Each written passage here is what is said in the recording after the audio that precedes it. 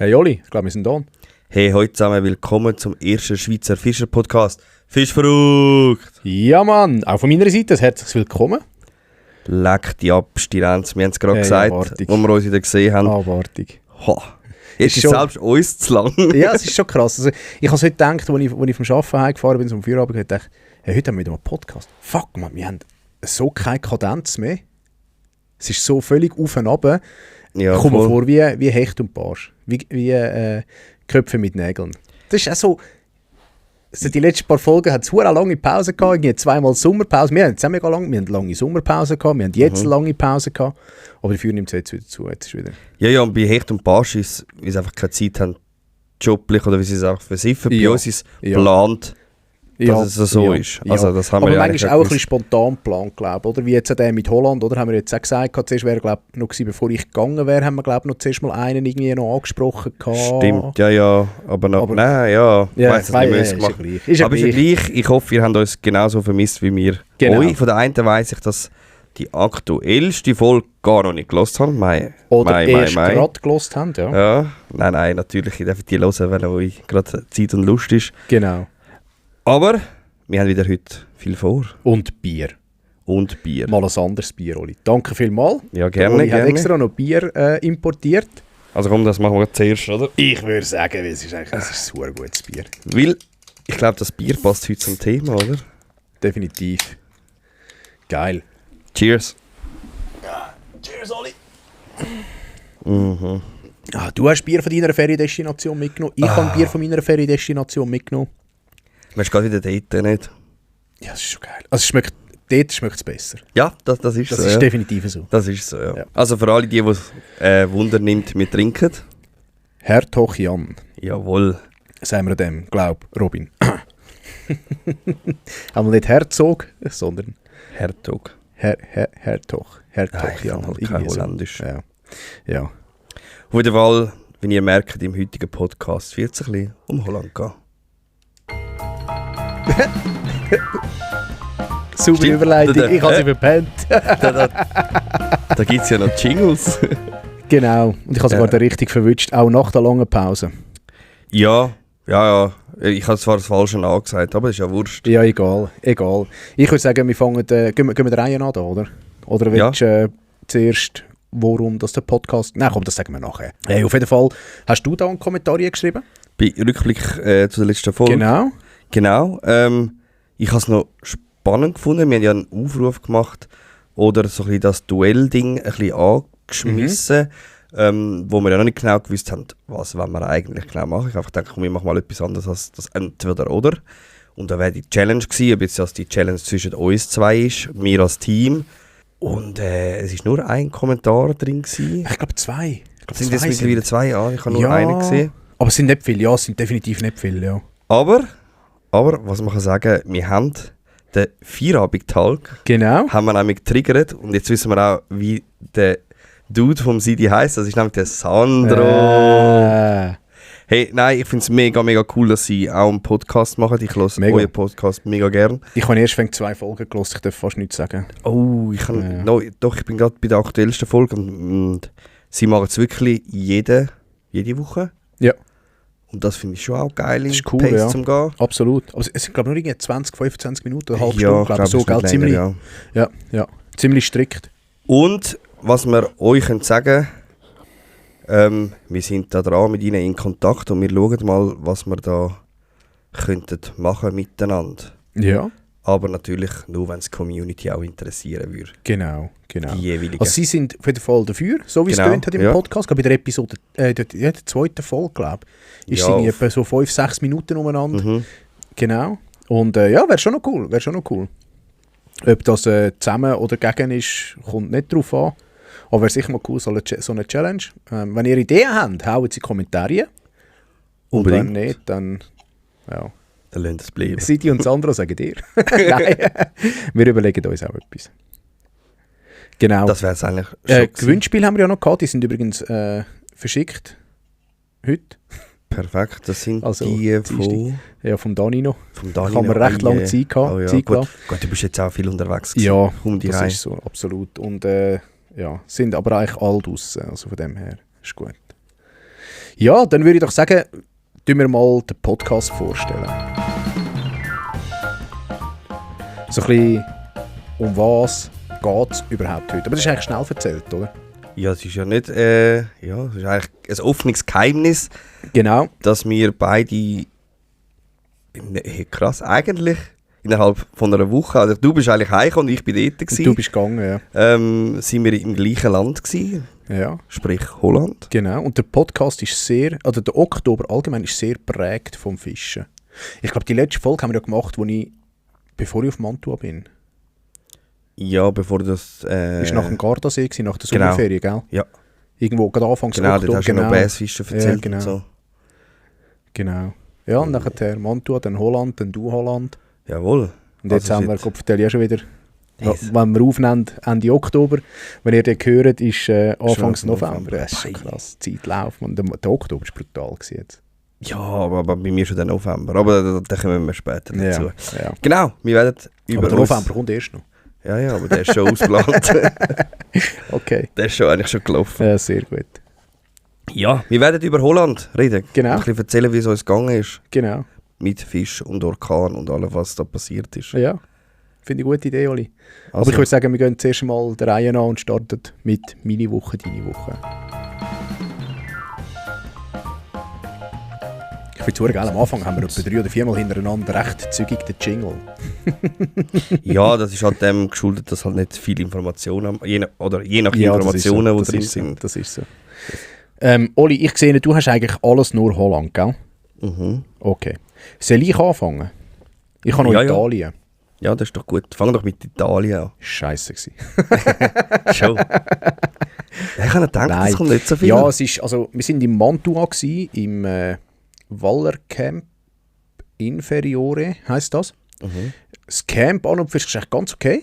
Also es ist, wir haben eine geile Zeit gehabt, wir haben Mädchen für Schweiz Teamausflug gemacht, wir sind das 4. gewesen. Und wir haben 2 Bötchen gehabt. Eins haben wir gemietet und das andere war am Sam sein Boot gewesen. Weil der Sam keine Prüfung hat, oder hat zumindest da, bin ich auf dem Sam sein Boot dabei gewesen, weil er darf fahren, wenn ich on Bord bin, ist eigentlich wie in der Schweiz. Und für die andere, oder für das andere Boot haben wir keine Prüfung gebraucht. Das ist prüfungsfrei, bis 40 PS ist dort prüfungsfrei. Und dann haben sie es so aufgeteilt, dass Sam und ich auf einem Boot sind und der Linus und der Levin. Das sind die anderen beiden Teamfischer. Und gell, natürlich am Anfang voller Euphorie. Wir sind schon mal unten, das war letztes Jahr. Gewesen, und dort ist so ein bisschen, jetzt immer gesagt, ja, Hochwasser, keine Strömung, darum läuft nichts, etc. Da dachte ich, gut, das Mal ist anders. Wir haben kein Hochwasser, wir haben Strömung, wir haben schönes Wetter auch gehabt. Es war wirklich ein cooles Fischerwetter. Die Schliesse war überall offen, also wir hätten bis zum Po runter können. Theoretisch gesehen, sind wir dann aber nicht. Und da haben wir natürlich uns da ein bisschen vorbereitet, ein bisschen abgesprochen, was nehmen wir mit, was wollen wir machen tun. Und ich habe natürlich schön noch irgendwie so ein kleines Turnier ein bisschen vorbereitet, weißt du, das Rating, das wir machen können. Ja, ein Wels zählt X und wenn er grösser ist als die Größe, dann zählt er nochmal irgendwie, keine Ahnung, 5 Punkte, was auch immer, Bass so viel und so weiter und so fort. Habe mich dann noch ein bisschen schlau gemacht bei meinen Kollegen. Bassfischen, ich als professioneller Bassfischer, oder? Ja. Wir sind dann dort angekommen, am Freitag voller Euphorie. Das ist immer so, wenn du so an einen Wir sind Angeltrip raus. gehst. Nein, so, ist nicht immer, ja, voller Euphorie schon. und du hast das Gefühl, der und der Bait probiere Ja, ich aus und das absolut. wird laufen Genau, und so. Genau. Und ich habe natürlich sofort sind mit dem Sam das Bötchen eingewassert, zuerst Patent geholt. Levin und ich sind vorher dort gewesen, weil der Sam ja den Anhänger hatte, haben wir ein bisschen schneller können fahren. Dann haben wir Patent geholt, das Bötchen in Betrieb genommen von ihnen, die ganze Ausrüstung abgezügelt. Ich habe noch mein Live mitgenommen, der Sam hat das Mega Live drauf von Hummingbird. Ja, und dann sind wir dann raus, gell, voller Euphorie und yeah, geil, komm, ich kann mal Bassfischen zuerst oder voll den Plan zurechtgelegt. Gell, am Anfang gerade an die Schleusen Rapfen fischen, dass wir den ersten Rapfen haben. First Fish of the Day gibt 20 Punkte on top, oder? Ja, wir sind dann an dieser Schleuse oben gewesen. Es hat Strömung gehabt, es hat nichts wollen. Ich dachte, ja komm, ein Rückschlag, scheißegal, wir gehen Bass fischen. Dort ein bisschen ins Cover schmeißen, oder wie es gesagt worden ist. Ein bisschen Krebsli dran, ein bisschen weightless und so. Scheiße. Es hat nichts Biss. Also, irgendwann hat dann die Motivation ein bisschen den Biss verloren. Dann haben wir gefunden, ja komm, Mega Live einschalten. Hey, das Mega Live. Also, jeder, der es kauft, ich habe grausam Mitleid mit euch. Das Mega Life 2 muss Welten besser sein. Ich hoffe es für Hummingbird. Aber das Mega Life 1, also das normale Mega Life, also also Augenkrebs. Katastrophal. Finde ich jetzt. Also was vom Aussehen her, oder was? Ja, von der Anzeige her. Das ist so... Ich finde es im Vergleich zum... Ich bin mal gewöhnt als Garmin. Ich fische jetzt 2 Jahre Garmin, das Livescope. Das sind Welten, habe ich das Gefühl. Ich belehre mich bitte, ungeniert, aber für mich, das ist mit dem Megalife, also ich bin nicht schlag gekommen die ganzen 3 Tage. Okay. Ich habe richtig Mühe gehabt. Wir haben dann am Abend noch geklopft auf Wels, aber ich konnte nie sagen, ob es jetzt ein Wels ist unten dran oder nicht. Keine Ahnung. Mit dem Livescope. Ich bin dann, am ersten Abend bin ich auf dem Samson-Bötli, am zweiten Abend bin ich auf dieses Bötli über, da haben wir getauscht, der Linus hat nicht klopfen, der Levin und ich dort, er hat die Rute gehabt, ich habe geklopft. Dort konnte ich genau sagen, wenn ein Wels ist. Okay. Aber beim Megalife, keine Chance, no chance. Wahrscheinlich halt auch, weil ich mich nicht daran gewöhnt bin. Gell? Und ist sicher auch ein grosser Aspekt. Ja. Aber auf jeden Fall haben wir einen einzigen Wels gehabt auf dem ganzen Trip. Und zwar auf Wobbler vom Levin. Petri Levin an dieser Stelle. Wie viele Tage sind da gewesen? Freitag, Samstag, Sonntag, Montag. Bitter. Also am Montag sind wir wieder heim. Ja. Ja, das war zäh gewesen. Und am Freitag haben wir keinen einzigen Fisch gehabt. Haben wir nicht gehabt. Der Levin hat einen Katzenwels gehabt. Schön. Ja, wunderbar. Gehakt beim Jiggen. Ja. Nicht einmal normal gefangen. Aber ist ja gleich. Am Samstag sind wir Rapfenfischen, der Sam und ich. Da haben wir einen anderen Spot vom Ronny noch bekommen. Er hat gesagt, hey, geh dort hin zu der Blauen Lagune. Sind wir dort Rapfenfischen. Dort haben wir einen schönen Rapfen gehabt. So ja, was ist der? 60, Mitte 60 umeinander. So, ganz ein schöner, den ich hatte. Wir haben dann noch viele kleine gehabt. Am Samstag hat dann, glaube ich, der Levin auch noch den Wels gehabt, wenn es mir recht ist. Und ich meinte, der Linus noch einen Bass. Und that's it. Das sind dann die namhaften Fische. Ich hatte noch einen Zanderbiss gehabt, vor dem Abreißen. Wir sind jeden Abend auf Wels draussen am Klopfen. Klopfen ist gar nicht gegangen. Die haben sich null bewegt. Und katastrophal. Aber hast du von den anderen gehört im Camp. Das ist mega schade. Und wir haben doch bis etwa um 2 gefischt. So zwischen 1 und 2 der Nacht sind wir am heim. Morgen um 7 wieder auf, 8 auf dem Wasser gewesen. Also sind da 10 Tage. Ja, das ist lang, ja. Sind zwar, ich muss auch sagen, wir sind immer gut zu Mittag gegessen, sind eigentlich immer in ein Restaurant, wir haben mega gut gegessen. Und das Geile ist ja, wir haben dort einen Truckerspunten gefunden, einen Lastwagenspunten, so einen Büzerspunten. Hey, und die Italiener, gell, die schlönt sich ja den Ranzen voll mit Primi Piatti, Secondi Piatti, Ja, sicher. Dolci. Hey. Das Menü, Primi Piatti, Teigwaren, also, aber gute Portionen, Secondi Piatti, Fleischplatten dann, also Cordon Bleu, keine Ahnung, was es alles gegeben hat. Und Dolci, Tiramisu plus halber Liter Aqua und ein Kaffee. 14 €. Krass, ist krass. Kann ich überlegen, ob ich 3-mal selbst bestellen und dann mitnehmen. Ja. Nein, das ist verrückt. Das ist kein Geld. Das war mit Abstand der günstigste, muss auch gesagt sein. Gell? Aber mega geil. Also, es ist wirklich gut gegessen.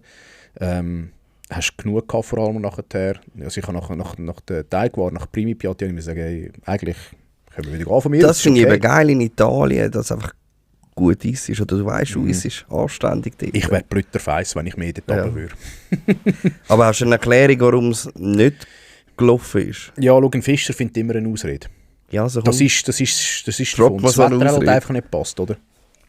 Nein, es ist schwierig zu sagen. Also ich frage das aus einem begründeten Grund. Ja. Wenn du ein bisschen umfragst, was so passiert ist die letzten paar Tage, dann haben sie einen rechten Kälteeinbruch gehabt. Das Wasser ist irgendwo von 25 auf 18 Grad runter. Okay, aber rund ja. 7 Grad auf etwa 4 Tage. Differenz, 5 Tage. So. Sie haben einfach immer schlechter gefangen. Auch beim Abspannen.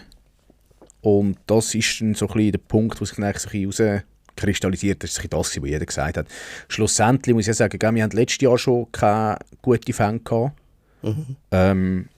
Ich habe gedacht, dieses Jahr wird es anders. Sie haben zwar rechte Besatzmaßnahmen durchgeführt in den letzten Jahren dort unten, also auch mit Bass, mit Zander, mit Rapfen auch, was sie geschützt haben und was aufgezogen haben, eingesetzt haben etc. An was, dass es schlussendlich wirklich gelegen ist, hey, Ich kann es dir nicht sagen. Keine Ahnung. Oder wenn du sagst, sie haben wirklich das Wasser, die Temperatur ist gefallen, Ja. die Lufttemperatur ist gefallen, ist schon... Ja, das ist sicher ein springender Grund. Eben darum sage ich, schau, ein Fischer findet immer irgendwie eine Ausrede, oder? Ob wir einfach vielleicht mal etwas anderes hätten müssen fischen als das, was wir dabei hatten. Keine Ahnung. Ich habe zum Beispiel, ich glaube, ich habe nie Dropshot gefischt, als Beispiel. Ja. Ich habe Carolina Rig, kann ich mal, lass es 10 Minuten sein, dann ist es viel, wo ich es gefischt habe, für auf Bass. Ja, das ist so ein bisschen das. Und Man muss auch den Leuten sagen, du bist nicht so der geduldigste in solchen Sachen, oder? ja, es Du, kommt bist jetzt drauf nicht an. jemand, also, du hast jetzt nicht das Vertrauen ins Carolina Rig, dass es wirst durchfischen einen Tag lang, oder ins Dropshot. Wenn ich wüsste, dass etwas würde gehen, schon. Ja. Kommen wir nachher darauf zu, in Holland, Dropshot, Wahnsinn, absolut. Aber jetzt gerade das Sockwasser, gell? Ich glaube, es ist dort halt auch, wir haben viele verschiedene Zielfische gehabt. Wir haben Rapfen gehabt, wir haben Zander gehabt, wir haben Bass gehabt, wir haben Wels gehabt. Das waren unsere Zielfische gewesen. Und du grenzt halt relativ schnell mal 3 von 4 Fischen aus, je nachdem wie du fischst. Klar, beim Jiggen kann er immer ein Bass einsteigen oder ein Wels oder ein Hecht und ein Zander. Aber irgendwo, ja, bist du einfach so ein bisschen, du rechnest dir ja selber so ein bisschen die Chancen aus, auf welche Methode hast du am ehesten deinen Zielfisch, oder? Ja, ich glaube, das ist sicher auch irgendwo ein Impact, oder? Aber Voll. du, schlussendlich. Ist gut gewesen, wir haben am Schluss, haben wir noch, am letzten Abend, am Samstagabend, haben wir noch ein Hecht auf, am Sonntagabend haben wir noch ein Hecht auf Wurmbündel gehabt. Ist ganz geil gewesen. Also, Geil. wir haben runtergelassen, wir haben auf 7 Meter runtergelassen. Da sind wir 50 cm über Grund gewesen, weil die Wels ja wirklich nicht gestiegen sind beim Klopfen. Da habe ich gleich klopfen, wieder gewartet, wieder gewartet. Und auf einmal sehen wir etwas reinkommen ins Livescope rein. Und ich dachte, ja, das könnte, von der Grösse her, könnte vielleicht ein kleiner sein. Aber der steht so schön und schaut den Köder an. Es könnte zwar auch ein Hecht sein. Da habe ich dann, der Levin hat die Rute gehabt, da habe ich dann die Rutenspitze ein bisschen genommen und nur geschwind 1-2 Mal ein bisschen rauf. Hey, und zack, hast du nur noch die Luftblätter gesehen, also die Verwirbelung gesehen. Und dann ist der hure Hecht gehangen. Aber wir oben am Klopfen, gell? Yeah. So geil. Kann man Hechtklopfen machen. Ja, absolut. Ja, das war ein schöner Mitte 80er Hecht gewesen, auf Wurm, ja. Geil. Stabil, ja. Kann man Noch nie machen. gehabt in meiner ganzen Karriere. Ja. Hey, Aber wirst du das Teamertreffen wieder in dieser Jahreszeit oder wieder am gleichen Ort machen? Nein, haben wir auch gesagt, das ist jetzt, was ich noch könnte mich überwinden dazu ist, dass ich sage, ich gehe im Frühling. Wirklich gerade, wenn es durch sind mit Leichen. So irgendwo April, Mai umeinander, dort leicht es ein bisschen früher als bei uns. Dort wird das Wasser auch eher warm. Dann könnte es mir wieder vorstellen, vielleicht einmal, um eine Chance zu geben. Aber ansonsten, ich würde nicht mehr dort runter. Ich habe dann auch, als ich auf Holland bin, 1,5 Wochen später ist ein Kollege von mir runter, wo ich auf den Zürichsee gegangen. Da habe ich ihm angerufen, Videotelefonie, WhatsApp, ich auf dem Kajak dort zu Holland. Da habe ich gesagt, wo bist du? Sagt er, Giasso. Habe ich gesagt, nein, gehst du wirklich? Sagt er, ja, voll. Habe ich gesagt, Würmi. Ja. Und ist ihm genauso schlecht gelaufen? Ja, katastrophal. Ich Scheiße. habe heute noch mit ihm telefoniert, der hat gesagt, hey, nein, gehe ich nicht mehr. Krass, ne? Ja, es ist halt, gell, an was das liegt. Er ist zu einem anderen Zeitpunkt gegangen, sie haben andere Verhältnisse gehabt. Ich nehme an, die Luft wird sich irgendwo ein bisschen stabilisiert haben dort. Keine Ahnung. Klar, sie fischen auch anders. Ja, sie haben Rapfen gefangen, okay, aber sie haben jetzt auch nicht so die Ausnahmefänge gehabt. Und ja, entsprechend ist es halt ist einfach zäh. Ist einfach zäh dort unten. Vielleicht sind wir auch schlechte Fischer, ist auch möglich. Weiß es nicht. Keine Ahnung. Ja, You never know.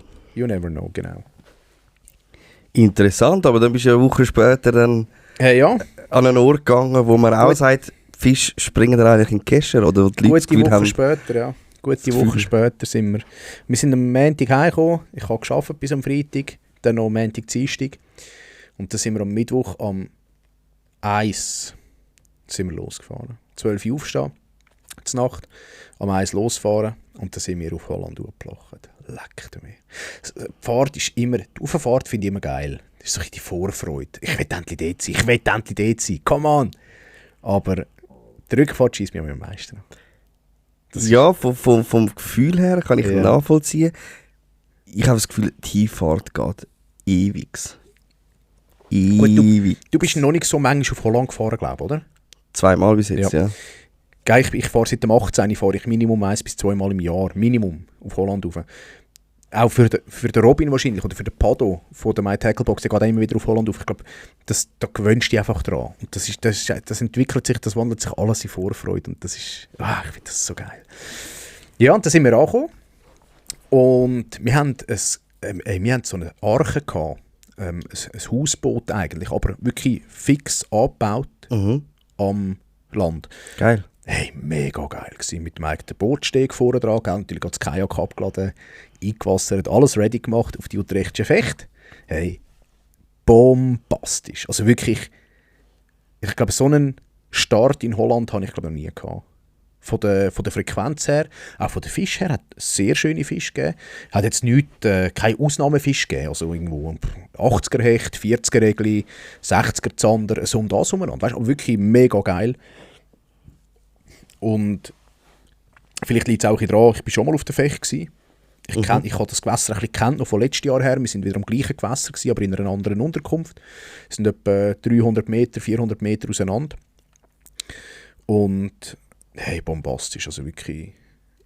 Die Spots von letztes Jahr konnte ich wieder befischen. Es hat wieder Fisch gegeben. Wirklich geil gewesen, ja. Wirklich sehr nice gewesen. Und dann am Abend ich hatte das Livescope dabei gehabt. Ich dachte, ja, untertags vielleicht ein bisschen, aber ich habe natürlich nichts pelagisch Geschirr mitgenommen, mich zum Schwärm suchen, zum wissen wo, zum Anrühren. Und hey, also wirklich, weißt du, dort ist auch wieder geil, man, du hängst 10 cm Gummifisch dran, du fängst Egli. Du fängst Egli. Und zwar, klar, in allen Grössen. Aber es ist nicht so wie bei uns, wo du denkst, 7,5 cm, ja, bin ich echt schon fast jetzt gross. Soll ich echt lieber einen 6 cm dranhängen? Weißt du, es ist einfach geil. Das ist schon krass, das habe ich mit Zanderfisch gemacht. Anstatt Downsize habe ich einfach abgesized. Ja. Also einfach viel grösser gefischt. Das ist geil. Schon krass. Das ist bombastisch. Dort hast du keine 5 Minuten darüber nachgedacht, ist jetzt das eine gescheite Idee oder nicht? Überhaupt nicht. Überhaupt nicht. Das machst du oben nicht. Und es ist auch, dort übrigens hatte ich auch das Carolina Rig dabei gehabt, an der UL-Route. Ich habe mir extra beim Kili noch für die Vanquish, für die Maximus Minigun habe ich mir eine Van vorgekauft. Ich weiß nicht, die günstiger. Die kostet sonst irgendwie, keine Ahnung, was habe ich gezahlt? 150 Stutz, ist aber irgendwie 50 oder 60% runtergesetzt gewesen, so. Und es macht schon hure Laune mit der UL-Route. Es ist schon noch cool, das China-Stäbli. Also, weißt, ich habe immer Angst vor Bericht, wenn du ausrührst, aber ja, und je nach Fisch, den du dann dran hast, aber es ist schon geil, also es macht schon noch Spass. Und dann haben wir ein bisschen mit Rigs gefischt, ein bisschen Dropshot, ein bisschen den Dart-Jig habe ich auch dran gehabt. Es hat einfach alles gebissen, es hat alles geliefert. Ich habe glaube keinen Köder dran gehabt, der nichts gefangen hat. Auch wenn es nur ein Schniepel, ein Schlüsselanhänger war, aber es war wieder mal bombastisch gewesen. Du hast auch hure stabile Wetterlage verwünscht, wo es recht lang stabil gleich war. Wir haben gerade noch Glück gehabt. Wir haben vor allem keinen Wind gehabt. Regen war immer gewesen. Das hast du immer in Holland, genau, sicher einmal am Tag. Das hat immer abgewechselt, von Regen zu Sonne. Es hat dann auch ein bisschen gewindet, aber nicht irgendwie gestürmt oder so. Das haben wir nicht gehabt. Also wir haben wirklich noch ein angenehmes Wetter gehabt. Ja. Und ich finde auch den Regen in Holland irgendwie noch angenehm. Es war nicht so easy kalt gewesen. Oder einfach jetzt dieses Jahr. Ja, gut, gell. Bei mir hat es hauptsächlich gefisselt. Ja. Zum Teil ein bisschen stärker gefisselt, so leicht ins Regnen rein. Und das habe ich dann schon mühsam gefunden. Vor allem am Mittwoch. Am Mittwoch bin ich nass gewesen. Da habe ich angefangen zu frieren. Halt Müdigkeit, gell. Hast nicht gut geschlafen, bist die Nacht durchgefahren. Ja, und wenn du dann halt irgendwie um 4 Uhr am Nachmittag dann immer am Fischen bist und halt nass bist, dann denkst du, ja fuck, jetzt, ja. Aber zum Glück haben wir unsere Unterkunft gerade an dem Gewässer gehabt. Da bin ich runter in die Unterkunft, habe mich geschwind umgezogen, habe geschwind ein Bier genommen und bin nachher zu den Schleusen runter. Und da habe ich gedacht, ich habe mich richtig gefreut. So richtig schön bei den Schleusen zu, weißt, einfach so schön das Livescope einschalten, Down-Modus hin und dort ein bisschen vertikal an den Schleusen zu und ein bisschen schauen, wie die Zänderchen kommen und tack. Ich bin dann dort unten, habe mir extra ein Bier mitgenommen, einfach im Falle eines Falles, oder, falls gar nichts würde gehen. Das Livescope eingeschaltet, bei der Tour vertikal, nichts. Die sind schauen gekommen, ich habe Köder gewechselt, nichts. Und da hat dann die Glückssträhne gerissen mit dem Köder, den ich ja dranhängen kann, was ich will. Bin dann ein bisschen rausgefahren und gefunden, komm, weißt du, wenn sie ja schon nicht wollen, einfach so vertikal, ich rühre es mal an. Hey, da habe ich die angerührt, ich habe Skeletonius drauf, da, 7 cm von Toppis. Die ganze wüste Farbe. Zuerst so, oben blau, bläulich, unten für grün. Ich weiss nicht, wie die heisst. Du hast Blue Lime in der Auto? Ja, ist möglich, ja. Das ist aber die geilste Farbe in Holland. Nein. Habe ich durchgerührt, ich habe nichts gehabt, ich habe nur gesehen, wie sie nachgekommen sind. Habe dann gefunden, ich wechsle auf 10 cm, wie heisst der? Bei mir heisst der Green Mackerel oder Mackerel oder so. Unten für grün, oben für so... Braun. Ja. Wie heisst die Farbe? Das ist die klassische Holland-Farbe. Watermelon Lime. Watermelon Lime, genau. Hey, und mit dem... Das ist doch Blue Lime. Ja, genau. Ja? Nein, Watermelon Lime ist... Und mit Watermelon Lime habe ich dann dort wirklich schön ein Zander nach dem anderen rausfetzen. Haben die Biss bockhart, richtig geil, richtig fette Zanderbiss. Aber auf 10 cm? Ja, auf 10 cm, ja. Okay. Ja, grösser habe ich nicht wollen. Ich habe auch nichts Grösseres dabei gehabt, muss ich ja sagen. Was? Nein. Ja, mal den Provius hätte ich noch dabei gehabt, aber nicht irgendwie so einer Farbe. Die Provius haben einfach immer noch in 2 Farben dabei. Eine ist weiss und eine ist orange. Ja. Ja. Gibt's auch in der Blue... Wie heisst der jetzt wieder? Watermelon Lime. Watermelon Lime gibt es auch im Provius. Ja. Genau. Aber auf jeden Fall habe ich dann gefunden, ist okay, ist gut. Und dann bin ich um die 10 Retour, habe ich den anderen mal geschrieben, wo sie sind. Wir sind jetzt das dritte gewesen. Die sind dann vom Ufer gegangen, die haben auch einen geilen Tag gehabt. Die haben ein paar Hechte genagelt. Und ich habe gefunden, Hechtfisch in Holland, ja, ist ja okay, aber das kann ich ja daheim. Für das habe ich ein Bötchen auf dem Zürichsee, wo ich dort ein bisschen Geschirr machen kann. Und die sind dann schon Mützen am 10. Ich bin dann auch retour, alles abgeladen. Am nächsten Tag sind wir auf Almere. Almere ist aufgeschüttet. Hey, ich habe dort im Tümpel eine Ecke, nicht nur einen Schwarm, eine Ecke gefunden. Ich konnte dranhängen, was ich wollte, Mann. Geil. Was ich wollte. Ob 10 cm Pintius, ob 10 cm Skeletonius, ob was auch immer. Ich habe Dropshot noch gefischt. Brutal geil. Der Köder war nicht am Boden, gell? Ist schon eins gehangen. Also wirklich ein Massaker, Frequenz pur. Wirklich geil. Und so nach 2 Stunden habe ich gefunden, ja, jetzt ist okay, gehen wir einen anderen Spot suchen. Und dann haben dann die anderen geschrieben, hey, wir würden gerne gehen. Ich habe gesagt, ja, okay, gut, easy, Kajak verladen, sind wir auf Amstein Stripfischen und dann habe ich eben Dropshot angehängt. Den ganzen Abend habe ich mit dem Dropshot gefischt, während die anderen am Jiggen waren. Und ich würde behaupten, ich habe qualitativ und quantitativ mehr gefangen als sie. Die einfach gejiggt haben? Ja. Kann gut sein, ja. Warum auch immer, ich habe mit Jiggen in Amstein so gute Erfahrungen gemacht, aber es ist in der Zeit, wo wir da oben waren, ich weiss nicht, ob das schlechte Wetter war, das die Fische gemerkt haben, es ist von Tag zu Tag zäher geworden. Am Samstag bis am Sonntag heim. Am Freitag sind wir übrigens Freitag auf Amstein, warte jetzt Mittwoch, Donnerstag, Almere, Freitag bin ich den ganzen Tag in Amstein gewesen, bombastisch gelaufen, schön können Zander raus vertikalen. Wäre geil gewesen, weil bin ich mit dem Max, mit dem Big One Fishing, bin ich am Videotelefonie gewesen. Und er gesagt, warte Max, komm, ich zeige dir einen Zander. Habe ich dort ein bisschen geschaut, jetzt kommt einer. Habe ihn angehauen, habe ihn draussen gehabt, zeige am Max, geil, ich habe gerade den Bildschirm aufgenommen, während du den Zander fängst. Huere geil. Ja, es war bombastisch und dort, am Freitag in Amsterdam, habe ich dann ich weiss nicht, ob es ein PB war. Ich weiss es nicht, ich habe den verloren. Was ist denn dein PB? 80. 80? Ja, glatte 80. Ich weiss nicht, ob das mein PB war. Ich habe kein Handmaß, nichts. Ich habe ihn auf der GoPro. Es ist schwierig, geschätzt hätten zwischen 70 und 80. So im breiten Maß. Es ist verdammt schwierig zu schätzen. So. Und ich wollte sie messen.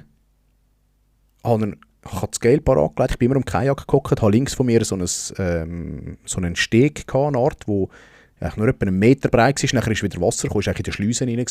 Und dann habe ich das Scale auf den Steg gelegt, habe den Zander zum Kescher rausgenommen, habe ihn auf die Scale legen und dann hat der zappelt. Ich habe ihn im Kiemengriff, habe ihn zu wenig fest gehabt.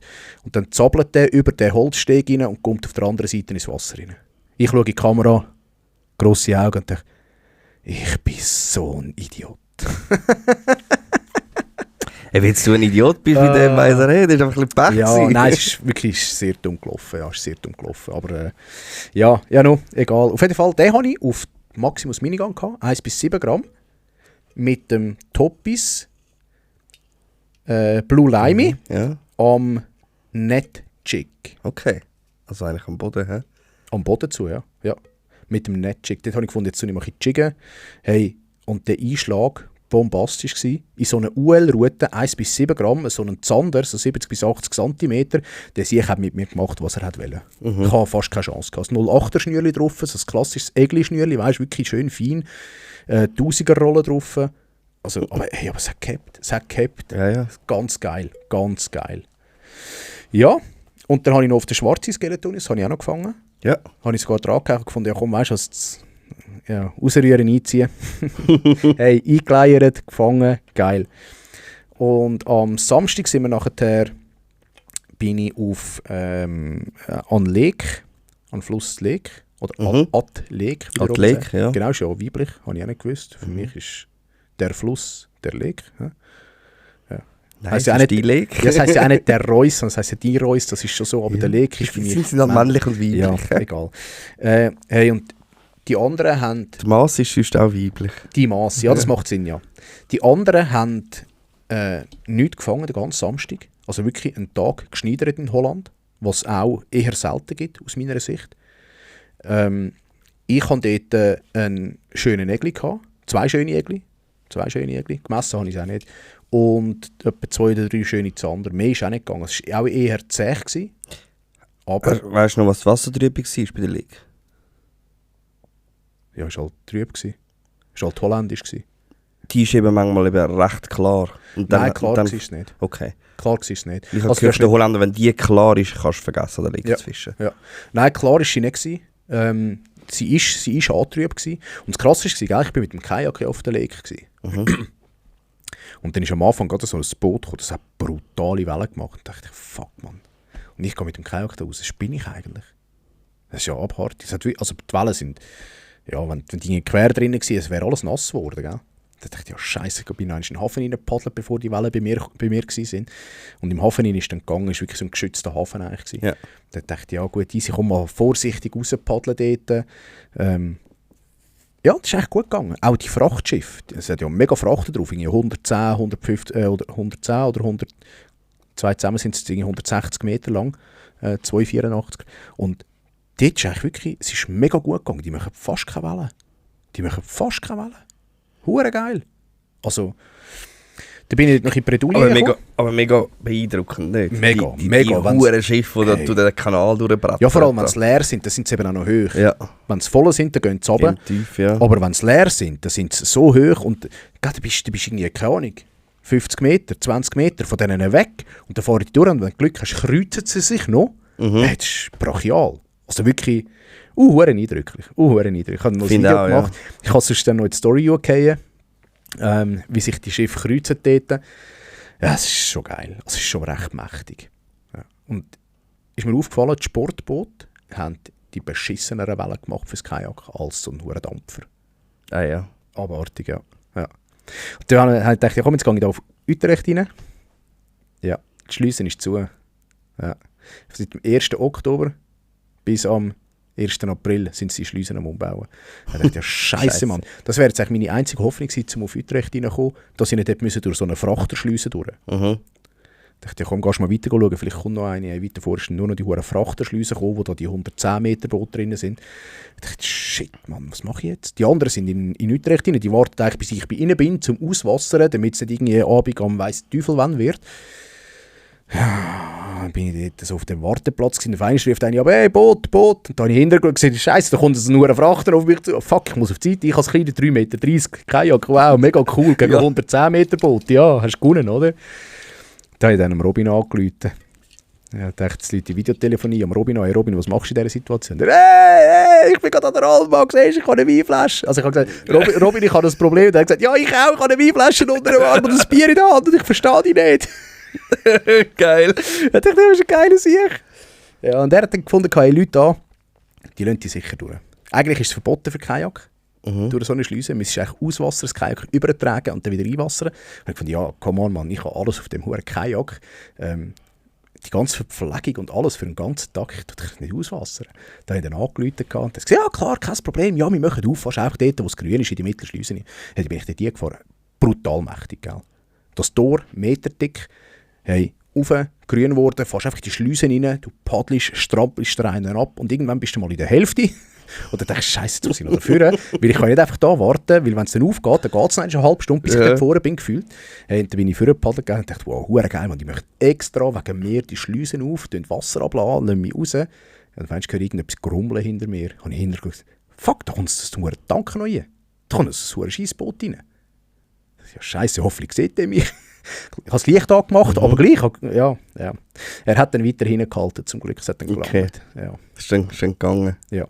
Aber auch da würde ich mal wieder sagen, wie brutal freundlich sie mit Fischern umgehen. Hey, ich Bei habe uns eine in der Kamera Schweiz gesehen. hättest du das vergessen. Ich habe eine Kamera gesehen oben und ich habe Danke gesagt und gewunken und da und gemacht und gestrahlt. In der Schweiz hat er gesagt, weißt du was, es geht mir in den Scheissdreck, du kannst auswassern. Hättest du wahrscheinlich nicht mal dort rein dürfen mit dem Kajak, weißt du? Also nur schon in die Wartezone nie nicht. In Holland, ja klar, sicher, wir machen auf, komm durch. Ja, ich habe gesagt, you made my day, danke vielmals. Ja, das glaube ich. Ja. Mega, also wirklich brutal geil. Ja, und dann sind wir am Sonntag auch schon wieder heim. Sind wir auf dem Heimweg, sind wir noch ein paar Spots angefahren, aber da haben wir gar nichts gehabt. Also keine Reaktion, kein Nachläufer, kein Biss und eigentlich auch ziemlich alles ein bisschen ausprobiert. Sind wir auf Hecht gegangen. Ja, das wäre eigentlich Holland gewesen, ja. Ich bin heim, du bist rauf, Oli. Ja, richtig. Ich übergebe dir gerade das Wort. Ich bin ja mit der ganzen Family, also mit meiner Frau, meinem Töchterli, sind wir auf Holland gefahren. Wir sind runter, sind wir in 2 Etappen gefahren. Einfach, wie wir den Tag durchgefahren sind und einfach nicht einfach so, wenn du 8 Stunden dem Kind musst zumuten im Auto hocken, ist halt schon nicht so geil für das Kind. Dann habe ich gefunden, komm, 4 und 4. Und das ist eigentlich recht gut gegangen, bis das Hotel in Deutschland, das hat besser getönt als es ist. Also, dort ist schon mal losgegangen. Ich dachte dann, Scheiße, ich glaube, wir gehen wieder heim. Wo haben ihr genächtigt? Ja, jetzt weiss ich nicht, wie das hure Kaff heisst. Das würde ich schnell nichts sagen, wenn ich dir etwas beschreibe. Doch, es hat so viele Weinfelder. Dort sind wir letztes Jahr auch durchgefahren, glaube ich. Egal. Hey, es geht von vielen Wegen rauf, gell? Ja, auf jeden Fall haben wir dort geschlafen und das Bett war steinhart. Wow. Wir haben beide richtig verschissen geschlafen. Ich dachte, Scheiße, jetzt nochmal 4 Stunden Richtung Holland. Gut, irgendwie ziehen wir durch. Wann sind ihr abgefahren?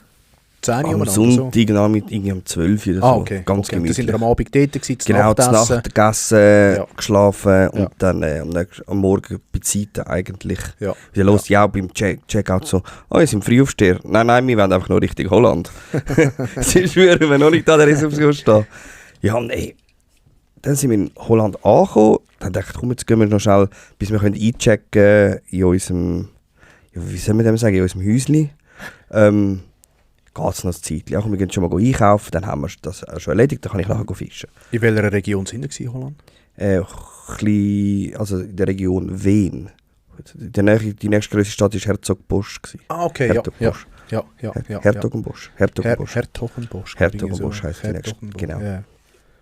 Herzogenbuchsee, sagen wir. Ja, und dann gehe ich in den Aldi rein, wir kaufen die und plötzlich habe ich so, wie Nackenstarre. Ich konnte einfach nicht mehr nach rechts schauen. Gar nicht mehr, alles blockiert gewesen. Ich so, geil. Richtig. Läuft bei dir. Ich so, richtig geil. Und ich wollte jetzt da Vollgas fischen und Zeug und Sachen. So, Scheiße. Ja, egal, wir sind in die Unterkunft gegangen. Die Unterkunft, danke Robin für das. Die ist also Bombe. Okay. Also wir haben da noch ein bisschen so mit Sauna und Whirlpool genommen und irgendwie hat es uns gerade getroffen. Wir haben gerade am Ende, es ist wie so ein Area, wo nur so Häuschen sind. Ich glaube, die Holländer sind dort auch noch privat. Das sind ja so ein kleines Campervolk. Ja. Und wir sind gerade am Ende von dieser Area gewesen und haben wirklich auf den See raus gesehen, auf den Seitenarm von der Maas und wirklich vor uns nichts. Und du hast eine grosse Fensterfront gehabt, also richtig nice. Geil. Und ich dachte, geil und so, aber immer so, Scheiße, mein Nacken. Egal, dann habe ich gefunden, komm, da hat es gerade ein paar Polder am ersten Nachmittag. Und dann sind wir dort ein fischen und natürlich nichts gegangen. Aber ich habe dann gesehen, dass Deutsche vor mir waren und die auch schon dort ihre Zeug durchgezogen haben. Da habe ich gedacht, Das war am Montag, ist am Sonntag abgefahren? Gell? ja genau, das war am Montag. Okay, ja. Und dann am Dienstag habe ich immer noch so Schmerzen gehabt. Ich gesagt, hey, ich muss zuerst in eine Apotheke irgendwelches Zeug holen. Sonst kannst du vergessen mit Fischen. Ich kann nicht mehr nach rechts schauen. Also, noch schnell, du bist am Montag nicht nachfischen, gell? Nein. Das ist easy, chillig. Das ist easy, chillig. Ich bin auch brutal kaputt gewesen. Ja. Nach dem Ganzen. Und so mit Family habe ich es auch easy angehen. Und dann habe ich gefunden, komm, jetzt gehen wir da in eine Apotheke und dann gehen wir noch der Fauna Hengelsports ist eine halbe Stunde Autofahren von uns entfernt gewesen. Dann habe ich gefunden, komm, ich gehe noch dort hin und so. Yeah. Muss ich auch mal noch sehen, dass ich mir dort Pösteln Medi reingeschmissen und dann... Wie ist er? Von dem hörst du noch viel, Fauna? Brutal gross. Wirklich? Das hast du noch nie gesehen. Echt? Also, es gibt noch irgendwann ein TikTok. Hey, du hast alle Marken dort. Ja. Das ist mega krass. Und Auswahl für Raubfisch, für Friedfisch. Du findest alles. Du wirst fündig dort rein. Eben, was ich aber schon gehört habe, eben, du musst recht viel Geld zahlen, dass sie das Zeug dort dürfen fangen. Also sie haben schon, glaube ich, schon einen guten Status. Ja. Hörst du auch viel? Also Fauna hörst praktisch in jedem Fischervideo oder so, wo sie irgendwie in Holland sind. Aber er ist auch brutal, weil er alles hat. Er hat alles. Ist krass. Eben, ich meine, du brauchst nie etwas, aber du kaufst gleich irgendwie etwas ein. So, ja... Unter anderem habe ich mir das Zander-Shirt gegönnt. Da habe ich gefunden, ey, wenn ich den Zander fange, dann habe ich das Shirt verdient. Meine Tochter hat einen Zander... Ja, das ist der, den du geschickt hast, wo geschickt genau, hast. Ja, hast du einen? Ich kann einen. Und dann habe ich noch immer geschrieben, hast du einen? Habe ich sofort geschickt mit dem Plüsch-Zander. Ich habe gedacht, wenn du am Sonntag losfährst, dann gehst du fischen. Auf Zander. Und ich schreibe dir am Montag, hast du jetzt deinen Zander... Oder am Dienstag, wann hat er geschrieben? Ja, am Dienstag hast du mir geschrieben. Ja, dann kommt das Video und ich dachte, hey, Oli, come on, Mann. Zeit, Tick-Tack, Tick-Tack. Ja, wenn man nur wie du geht fischen. Ich habe natürlich Family-Ferien gemacht. So. Schon auch Angelferien, aber nicht nur... Ja, du bist ein bisschen anders wie ich. Ja, ist schon so. Eben. Ist auch okay. Und ich meine, schlussendlich kann ich sagen, am Dienstagabend ich habe alles richtig gemacht. Medi reingefitzt, es ist mir gut gegangen. Gefunden, jetzt können wir fischen. Sind wir mit Sack und Pack und mit kleinem Töchterchen sind wir da an der Maas, ans Baunenfeld hin.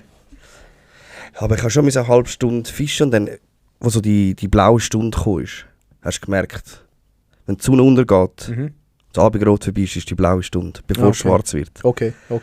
Und dann hast du gemerkt, erste Biss, zweite Biss. Ich so, da muss etwas rum sein. Dann bam, das andere. Und dann ist es bei mir vorbei gewesen. Dann habe ich mich nicht mehr heben, ich habe, glaube die ganze Masse zusammengeschrauen. Einfach so, ich bin mit viel Druck irgendwie auch dort hergegangen, weil ich habe gewusst, die Ferien besteht nur aus dem, dass ich einen Zander fange. Du hast mir das ganze letzte Jahr vorgeworfen. Oli, hast du schon mal einen Wels gefangen? Nein, ist mir jetzt im Fall weniger wichtig wie der Zander. Ja, verständlich. Und ja, irgendwie, ich habe es auch im Podcast ein paar Mal gesagt, in meinen Videos immer wieder gesagt. Und es ist einfach so, wie so, hey, ich habe es erfüllt. Ich habe mir auch gesagt, als ich aufgefahren bin, ist mir scheißegal, auch wenn es ein 40er Zander ist, es zählt. Ja, klar. Und dann habe ich den aufs Geld gelegt, habe ich einfach einen 65er Zander gefangen. Mann, geil. Brutal krass, ja. Schön. Und was ich muss sagen, es ist geil, weil ich keine fremde Hilfe sozusagen hatte. Also der Robin hat mir gesagt, die Region, was gut ist, gang am Maß, mach das.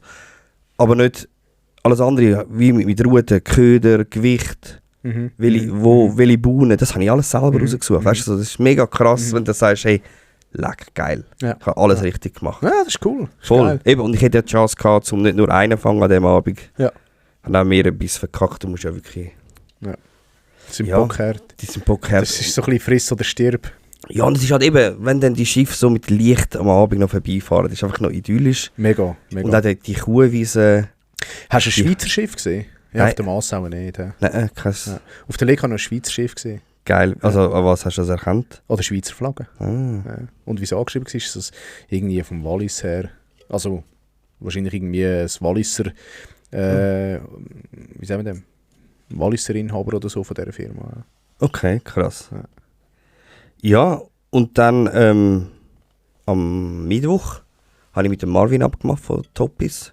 Wie geht's ihm? Super, ich glaube, er hat Touren viel zu tun. Ja. Marvin ist ein ganz cooler Typ. Mega gut. Und er hat mir dann geschrieben, ja, ey, wir fischen eigentlich mit Provius und 10 cm Skeletonius. So easy. Habe ich dabei. Packe mit am Nachmittag mein Zeug. Weil wir haben erst auf den Abend fischen. Und dann, scheiße. Fuck. habe meine Provius-Box die Heilige. Ich habe extra alle Provius, alle anderen Farben gekauft, schön die Heilige geladen. Ich dachte, ja, danke für nichts. In den nächsten Toppis Pro Shop gefahren, noch alle Provius gekauft. Und dann, sind wir dort in der Nacht fischen mit dem Jude, der dort wohnt. Wir waren dann an der Eisel gewesen. Und der hat wirklich, eben, die haben irgendwie alle gewusst, der Oli muss einen Zander fangen, die sind voll unter Druck gewesen. Irgendwie auch mega herzig. Hast du nicht gesagt, dass du schon einen gehabt hast? Nein, ich kann es dem Abend nicht sagen. Der Marvin hat es schon gewusst. Marvin habe ich es erzählt, aber ihm habe ich es nicht erzählen, weil ja, er hat sich mega herzig vorbereitet. Er hat mir gesagt, hey, er ist die letzten 2 Wochen nur am Abend Zander fischen, dass er genau weiss, wo steht, was läuft. Und irgendwie hat seine Frau extra auch wach geblieben und gesagt, hey, wenn er empfängt, muss man unbedingt schreiben, vorher kann ich nicht schlafen. Und irgendwie mega krass, dass die Leute so sind, wo dich mega so unterstützen und mit dir das mitfiebern. Hey, auch mega viele Leute, wo mir im Fall diese Woche angerufen haben und geschrieben haben. Ich habe, glaube noch nie so viele Mails, also nicht Mails, Insta-Nachrichten, WhatsApp bekommen, ich habe mit Sander gefangen, ist mega cool, hat mich mega gefreut. Eben unter anderem auch er, der mit uns mitgekommen ist, und das ist wirklich ein krasser Abend gewesen, bist an die Bühne hergegangen. Hey, keine halbe Stunde gefischt, bam, wieder 65 Zander. Nein, warte, nein, bevor ich mit Sander gefangen habe, das war krass gewesen. Was hast du noch Brachsmann gehabt? Ich habe eine Barbe regulär, 70er Barbe gefangen. Die hat wie 1,30 Meter gekickt. Ja. Hey, ich habe gemeint, ich habe den Fisch von meinem Leben dran. Ja. Ist die erste? Nein, ist nicht die erste. Das war meine erste Barbe. Die erste Barbe? Ja. Ah, okay. Das war auch mega ein Erlebnis. Ich habe nachher noch einen Zander gehabt und dann später noch mal einen verkackt und dann auch auf Dropshot noch ein paar kleine. Also von dem her, es war mega geil gewesen. Ja. Die so fischen und mit Leuten, die sich es ist so. So auskennen, das ist schon eben, und auch eben, du fischst zuerst Skeletonis 10 cm, nachher hast du einen Provius an, den du eigentlich bei uns nie würdest machen, wo du denkst, bist wahnsinnig, aber dort denkst du so, ja geil, grösser umso besser, oder? Abseits, also, come on. Ja, voll, also auch 40 Zander wie das weghauen. Ja, es ist so. Ja, und was ich muss sagen, ich habe mir noch vor der Reise habe ich mir noch mega Gedanken gemacht, was für eine Route. Ich habe extra fürs Baunen so Zanderfische zutun. Und haben wir dann von der Stucki den Servant gekauft. 12 bis 48 Gramm. Brutaler, geiler Stock. Ist eher ein bisschen leicht, nicht, fürs Baunenfischen? Nein, ist genau richtig gewesen. Ja, voll. Wieso schließe ich? Also ich bin auch nicht der Baunenfischer, keine Ahnung. Mal, ich fische es ist voll in dieser Range. Aber sonst lese ich an mir viel so, dass so, keine Ahnung, ich sage jetzt einfach 12 oder 15 bis 50, 60 Gramm haben. 70 sogar, je nachdem. Je nachdem, so ein bisschen höher rauf, damit sie wirklich eine bocksteife Route haben, dass wenn der Zander kommt, den Anschlag gut durchbringen. Voll. Aber ich muss sagen, mit der jedes Steinchen gemerkt, Ja. jeden Biss super verwerten. Ja, super. Das war mega krass. Ja. Und dann ist ja der Orkan gekommen am Mittwoch, der, glaube ich, über ganz Europa gefegt ist. Und dann ist wie so auf einen Schlag, bam, fertig gewesen. Ja. Die Müller sind zu gewesen, es ist nichts mehr gegangen. Nein, warte, das war dann am Donnerstag. Am Donnerstag war noch gut gewesen. Dann habe ich aber einen Tag Family Day gemacht und am Freitag ist gar nicht mehr gegangen. Ja. Hast du nicht tun, also wollen schon an der Brücke gehen, hast du Dropshot fischen, nicht gegangen. Freitag genauso, den ganzen Tag haben wir gekämpft. Also ich habe dann noch das habe ich gar nicht erzählt, einen Teamfischer von Stucki hat mich angeschrieben, den Michael. Ja. Ich hoffe, ich sage es nicht so falsch, vom Murtensee. Er kam mit dem Zug auf und so, ich bin Bock zum Fischen und dachte, ja easy, gehen wir zusammen, besser als alleine gehen fischen und so. Mega cool gewesen. Und er hat auch nichts gefangen. Ja. Das ist schon. Und dann, als ich dann heimgefahren bin, am Sonntag, wann bin ich heimgefahren? Ja, am Sonntag auf Nacht, ist er nochmal gegangen und hat dann noch gefangen. Und dann hast du wie gemerkt, darum habe ich dich vorhin gefragt, das Wetter, die Fische haben wie 2 Tage, 3 Tage gebraucht. Ja. Zum sich akklimatisieren. Es ist wirklich 2 Tage nicht mehr gegangen. Auch bei den anderen Holländern, die wir getroffen haben, wir sind dann noch kontrolliert worden, haben ihn noch ein bisschen ausgefragt und so. Und er hat auch gesagt, nein, bis jetzt hat noch niemand etwas gefangen, die er kontrolliert hat. Und das ist schon krass gewesen. Ich habe mir das nie so, eben, man braucht so quasi immer als Ausrede, heute ist das Wetter nicht gut gewesen. Ja, aber dort habe ich schon gemerkt, wo die ersten paar Tage sind super Wetter gewesen, hat super eben, du hast nicht viel anstellen, sie haben mega gut gebissen. Und auf einmal Wetterumschwung, bam, Temperatur gefallen, Wind, brutaler Wind. Eben, wir haben bis 80 Stundenkilometer Wind krass, das ist verdammt viel, ja. Das ist verdammt viel. Aber gell, ich meine, wir sind ja auch nicht, auch je nach Wetter sind wir ja auch anders. Also weißt, es ist ja, Voll. ist ja nicht nur der Fischen so, es ist ja in jedem, also auch der Mensch ist ja zum Teil eben gewisse Dicke die ja durch beim Vollmond und weiss der Teufel was. Ich glaube, es kann schon irgendwie ein bisschen einen Impact haben. Die Frage ist immer, ich glaube auch wie anfällig das ein Mensch ist in dem Sinn, dass du eins zu eins kannst vergleichen, glaube ich jetzt schon nicht, aber ich glaube, es kann schon einen rechten Impact haben. Aber es ist halt einfach das Einfachste, finde ich, wenn du es aufs Wetter schiebst. Keine Ahnung, du findest als Fischer findest immer eine Ausrede, warum das aber ich habe jetzt wie gefunden, für mich hat es jetzt wie jetzt gepasst, weil die ersten paar Tage hure gut gelaufen ist. Nach 2 Tage später kommt der Orkan und es ist einfach nichts mehr gegangen. Und ich bin schon dann wieder zurück, auch an die Buhne, wo ich am ersten Abend gut gefangen habe, ist auch nichts, wie nichts mehr gelaufen. Und das hat mir schon noch so ein bisschen Eindruck gemacht, so, krass, hat doch schon ein bisschen Einfluss. Und gerade, eben, ich habe mich halt nur aufs Zanderangeln wie fokussiert. Ich hätte auch noch Polder gehabt, aber ich habe irgendwie keine Lust mehr gehabt. Wie du auch vorhin gesagt hast, hey, fangen wir an. Yeah. Gut, ich können wir an anfangen. Yeah. Irgendwie habe ich das Jahr auch genug gefischt, habe ich jetzt auch nicht wollen. Ich habe einfach voll Fokus auf Zander gelegt. Und du bist ja noch mit der Family da oben gewesen, also eben, es ist ja dann irgendwo die Zeit auch begrenzt, sage ich jetzt mal, oder positiv oder negativ kann jeder selber werten, aber die Zeit ist begrenzt, oder? Eben, willst du wie auch noch ein bisschen mit der Frau, auch noch, eben, wenn du noch einen Jacuzzi gehabt, wenn du eine Sauna gehabt, willst du wie auch die Zeit auch noch ein bisschen geniessen. Ja. Das haben wir dann auch gemacht. Was ich noch will sagen, ich habe ja gesagt, ich mache das mit der Box, mit der Tasche. Ich weiß nicht mehr, ob dich daran magst erinnern, dass ich jetzt so ein bisschen den Vorrat wie im Auto habe im Backhahn und immer nur das, muss ich sagen, hat im Fall Bombe funktioniert. Ich habe zwar so Street Bag dabei gehabt, von Ilex. Die habe ich jetzt einmal dabei gehabt, finde ich, muss ich jetzt sagen, gerade für so Buhnenfischerei ist die überhaupt nicht praktisch. Aber der Nace-Rucksack eben mit wirklich, ich kann nur, ein Teil hat, also eine Box ist nur mit Dings gewesen, mit Stucki. Und ein Teil eine Box ist nur mit Toppis gewesen. Ja. Und es hat wirklich funktioniert. Ich habe keine andere Köder fischen, als die zwei. Also ich habe einmal den Rucksack dabei, da habe ich 2 oder 3 Böckchen drin, je nach Grösse. Und dann nehme ich das mit, wo ich das Gefühl habe, brauche ich am mindesten. Ich habe meine Böckchen ein bisschen anders sortiert als du, aber ich finde, ein Rucksack ist etwas praktisch. Ich habe auch so einen Slingbag von der Fox zum Streetfischen mal gehabt. Einen um den Bauch oder einen auch so, wo du so schräg kannst anlegen, über den Rücken wie ein Rucksack, einfach viel kleiner.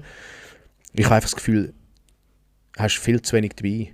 Also weißt du, nicht von den Ködern, sondern auch vom ganzen Terminal Tag, also Zange, Scale, Snaps, alles das Zeugs, Tücher. Das habe ich irgendwie nicht das Gefühl. Ich finde wie so ein bisschen, was ist der Spot, wo du befischen willst. Die wir jetzt dort im Frühling befischt haben, dort hat easy so ein Bag gelangt.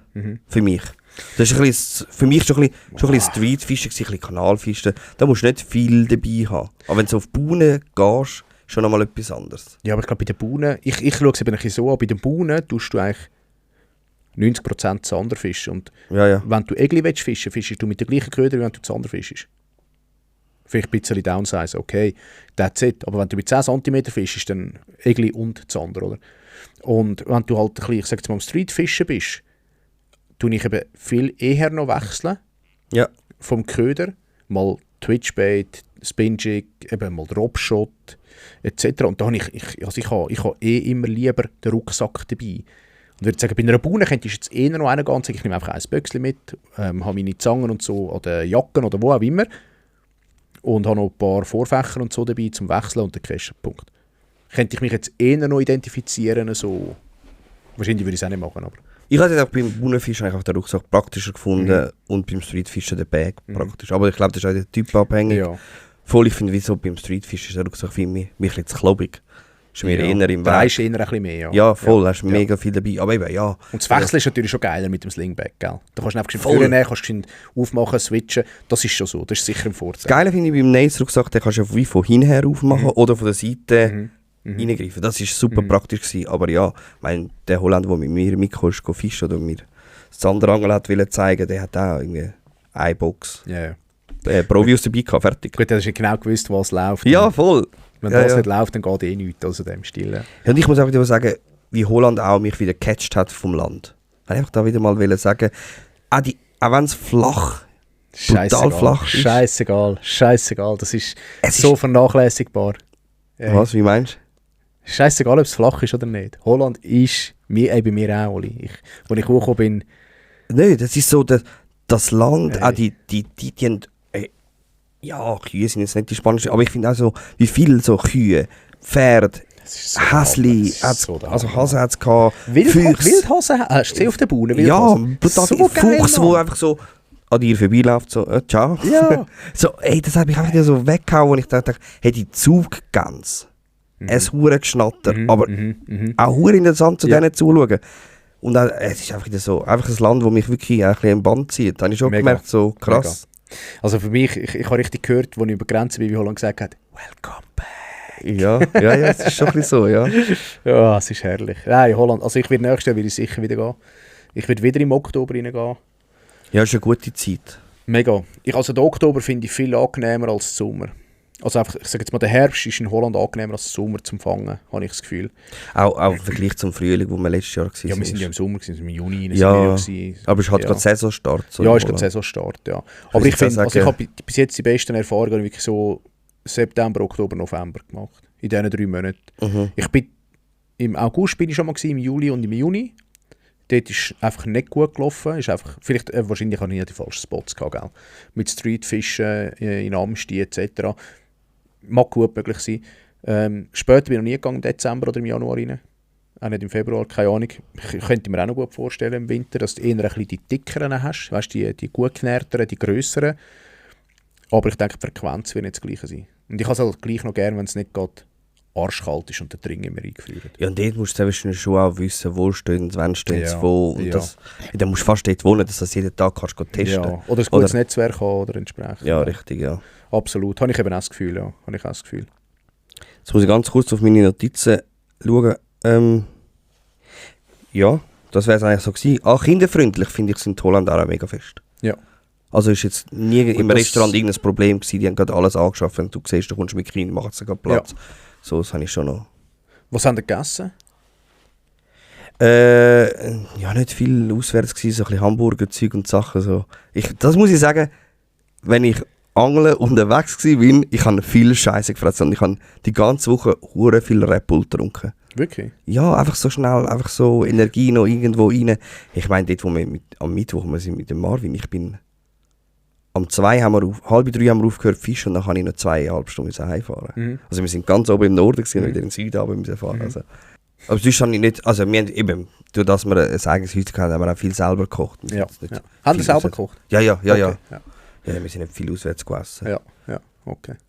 Aber sonst halt eben so, halt, wenn du Fisch also so viele so Brötchen dabei gehabt, irgendetwas zum Snacken. Ja, genau. Ja, ich habe noch nie so viel Essen mitgenommen aufs Wasser wie jetzt in Holland, wo ich war.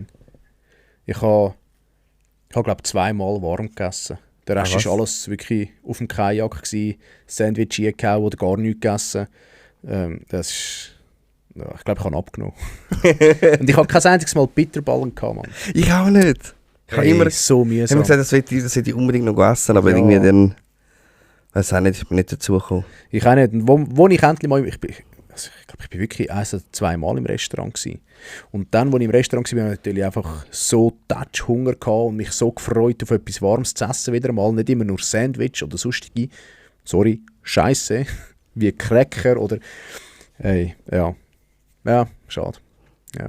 Aber für jeden, der da zulässt, wenn er mal könnt, könnt ihr auf Holland fischen. Hey, unbedingt. Also Holland ist sehr empfehlenswert. Wenn ihr mal die Möglichkeit habt, auch wenn es so ein Wochenende ist, gönnt, unbedingt gönnt. Nehmt genug Köder mit, je nachdem was ihr macht, vor allem wenn ihr Streetfischen. Sie haben zwar Amsterdam recht aufgeräumt, ich habe 1 Dropshot-Play abgerissen, mehr nicht. Und übrigens, das war so mühsam, Mann. Ich habe am Schluss unter der letzten Brücke, wo wir gefischt haben, einen Zander dran, noch einen schönen, ganz schönen, also 60 plus über den Daumen. Hey, und der andere mit dem Käster sticht ihn weg. Und ich dachte, nein, Mann. Und der sagt noch zu mir, gell, wenn du kästern musst, sagst du nicht ihm, sagst du mir, weil willst du den Fisch im Käster haben. Irgendwie 2 Brücken vorher habe ich gesagt, ja, ist okay, ist gut, tipptopp.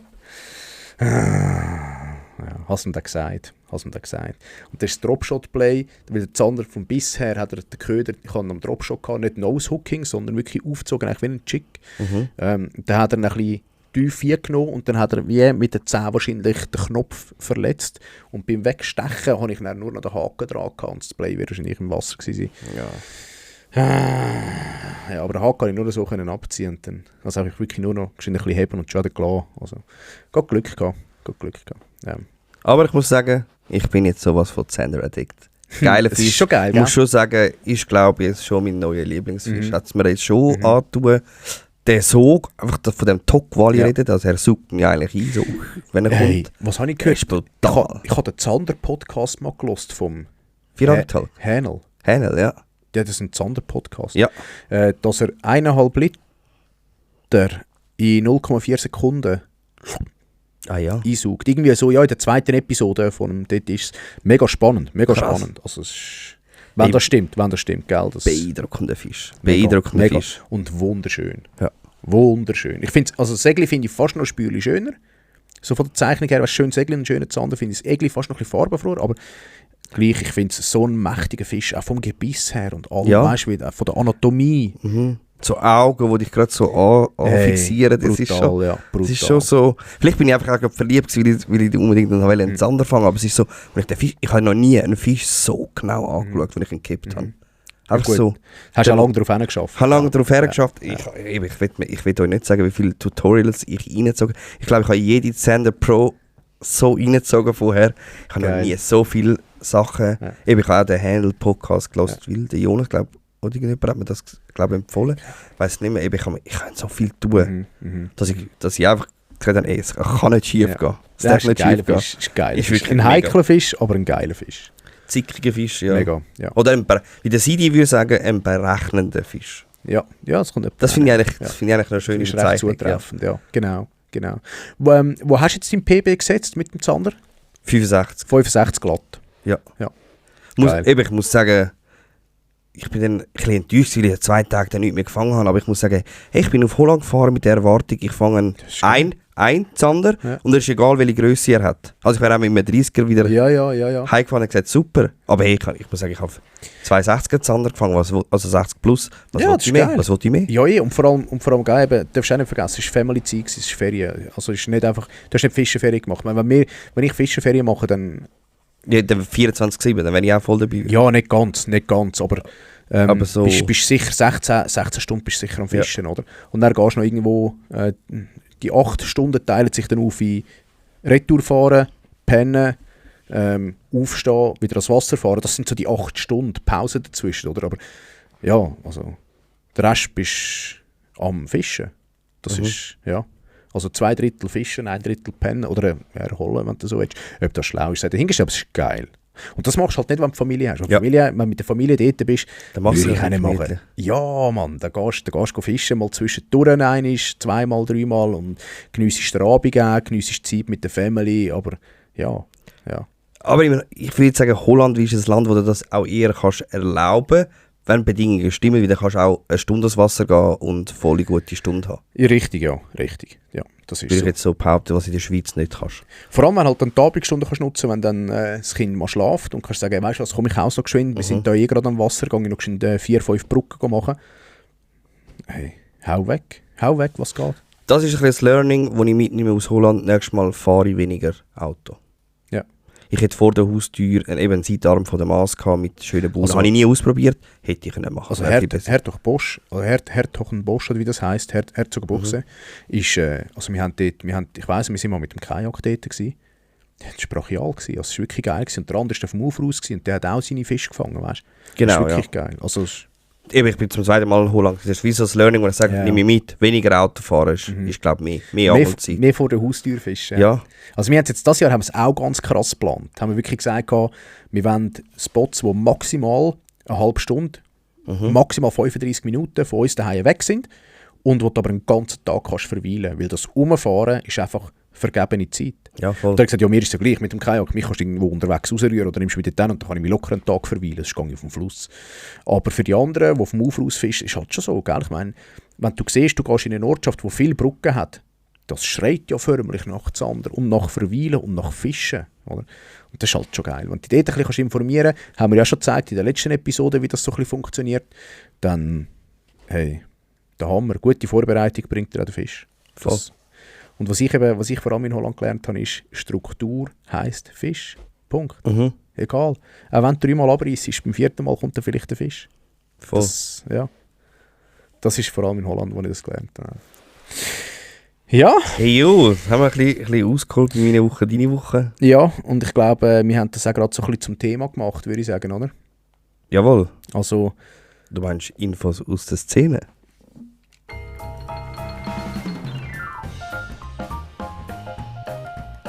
Du wolltest anspielen auf das, was ich zuoberst geschrieben habe. Richtig. Zum Thema gemacht. Aha, nicht. Nein, Aha. wir haben ja eigentlich das Thema Holland, Fisch. Ah ja, also, natürlich. Aha, das so. ist eigentlich so ein Thema gewesen. Ich Mehr meine, wegen dem. Ich meine, das sagt so, wow, Nico, Nein. perfekte Nein. Überleitung. Nein, so Komm, wir bleiben bei dem. Du hast nämlich eine perfekte Überleitung gemacht, nach meinem Empfinden. Also, Moment kurz. Und zwar ist es ja so, oder ich kann wie auch ein bisschen erzählen, ich bin kontrolliert worden, muss man auch sagen. Wow, die Kontrolleure, Mann, die sind ja übelst freundlich. Reden auch noch mit dir in deiner Mutter, also nicht in meiner Muttersprache, auf Hochdeutsch, sodass du es verstehst. Du musst nicht nur mit Englisch dich dumm und dämlich reden. Dann hat er mega lange meinen Fisspass, meine ID behalten.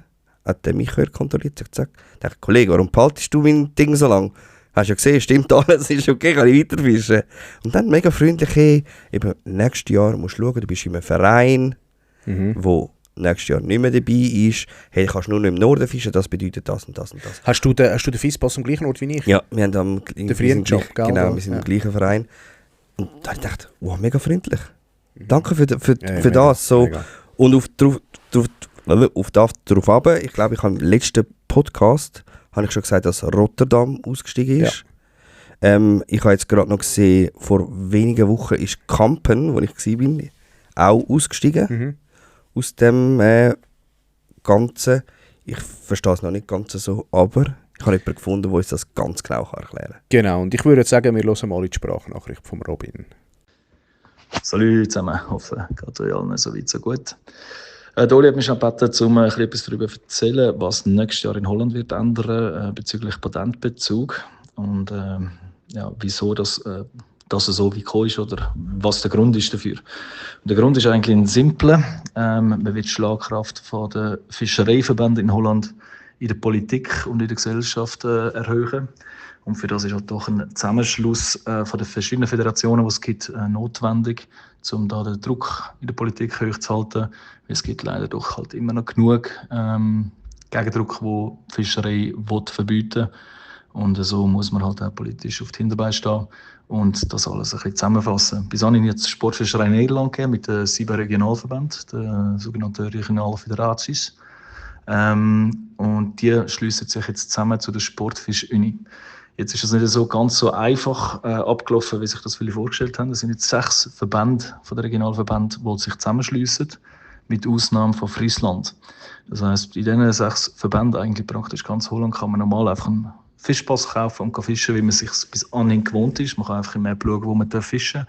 In Friesland ist das nicht mehr möglich. Bei Friesland muss man in Friesland selber auf der Webpage von Sportfischerei Friesland noch ein Patent kaufen, wenn man dort fischen will. Und es gibt auch 10 Vereine, plus minus, bin nicht ganz sicher, 8 bis 10 Vereine, die sich auch daraus genommen haben aus dieser Sportfisch-Uni, die jetzt dran sind, einen eigenen Verband zu gründen. Darunter gehen aber Gewässer wie zum Beispiel Rotterdam, HSV Grote Rotterdam hat sich ausgenommen und auch zum Beispiel Campe de Venter an der Eisel, wo auch nicht mehr dabei ist. Das heisst, dort müssen wir in Zukunft ein anderes Patent kaufen. Wer jetzt dort im Verein ist und von dort einen Sportfischpass, den Fischpass bezogen hat, kommt dann nächstes Jahr nicht mehr rüber. Da muss man auf der Webpage schauen, in dem Verein, wo man Mitglied ist, ob man nächstes Jahr noch dabei ist oder ob man dann halt nur noch in diesen Gewässern fischen darf, aber in den restlichen holländischen Gewässern nicht. Alles in allem verstehe ich, dass man sich zusammenschließt. Man kann die Schlagkraft so wirklich gut erhöhen, sich zusammensetzen. Sie werden ein nationales Büro aufbauen, wo alles dann zusammenläuft.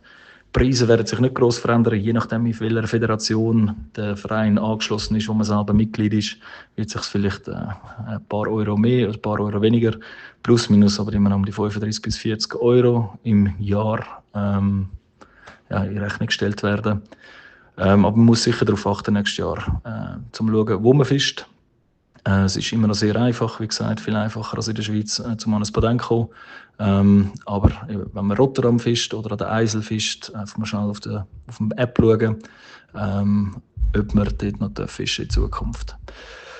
Ich finde es mega, was sie da versuchen. Man sieht, es sind doch 750'000 Mitglieder insgesamt jetzt untergebracht unter einem einem nationalen Verband. Und dass es da doch sehr viele Fischer gibt, die sich einsetzen, dass die Sportfischerei und unser geliebtes Hobby doch noch lange wird bestehen und sich so dafür einsetzen. Das ist Hammer, finde ich. Und die Sportfischerei Friesland hat auch schon gesagt, vielleicht werden es sogar nächstes Jahr auch anziehen. Und dann ist das Problem eigentlich auch schon wieder gelöst und kann dann zusammen wieder weitergehen. Darum schaut nächstes Jahr schnell ins App, wo wir fischen dürfen. Und ja, aber können wir nicht zu viel Sorgen machen. Geniessen, draussen. Holland ist immer ein Hammer zum Fischen. Aber ist die Schweiz auch. Hey, ich wünsche euch einen wunderschönen Tag. Habt euch Sorge und bis bald. Ciao, ciao. Er sagt Friesland so geil. Ja, Friesland. So richtig verschluckt. Hey Robin, danke für deine kurze Info oder schnell für dein Erklären von dem Ganzen. Jetzt. Ja genau, danke vielmals. Also für alle die den gleichen Fisspass haben wie der Oli und ich. Oder einfach in einem Verein, der nicht mehr dabei wird sein. Oder einfach, genau, die den Fisspass nicht mehr überkommen. Oder, so wie ich es verstanden habe, kommst du ihn ja nicht mehr über. Genau. Ja, andere Vereine suchen. Ja. Easy. Was ich mich gefragt habe, kommst du automatisch einfach nicht mehr über. Ja. Musst Also einfach automatisch einen neuen Verein suchen. So Also wie ich es der kann einen verstanden neuen habe, Fisspass machen. ja, wahrscheinlich kommst du ein Schreiben über. Okay, sehen wir dann. Das sollte eigentlich Ende Jahr jetzt jemand kommen. Ja, jetzt dann, oder? Weil normalerweise habe ich, wann habe ich ja mit Rechnung bekommen? Im Dezember rein, glaube ich.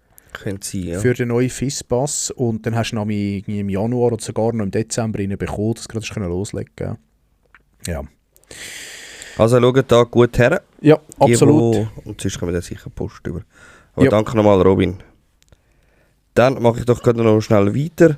Ist jetzt ein bisschen länger her, aber ist auch ein bisschen dem geschuldet, dass wir jetzt in einem Monat Pause gehabt haben. Und zwar LMAB hat ihre erste Swimhead rausgebracht, der Real Vibe. Habe ich auch. Der Nico hat ihn bereits. Ich habe vorhin gesehen, oben an der Theke liegt und gesagt, wieso hast du den?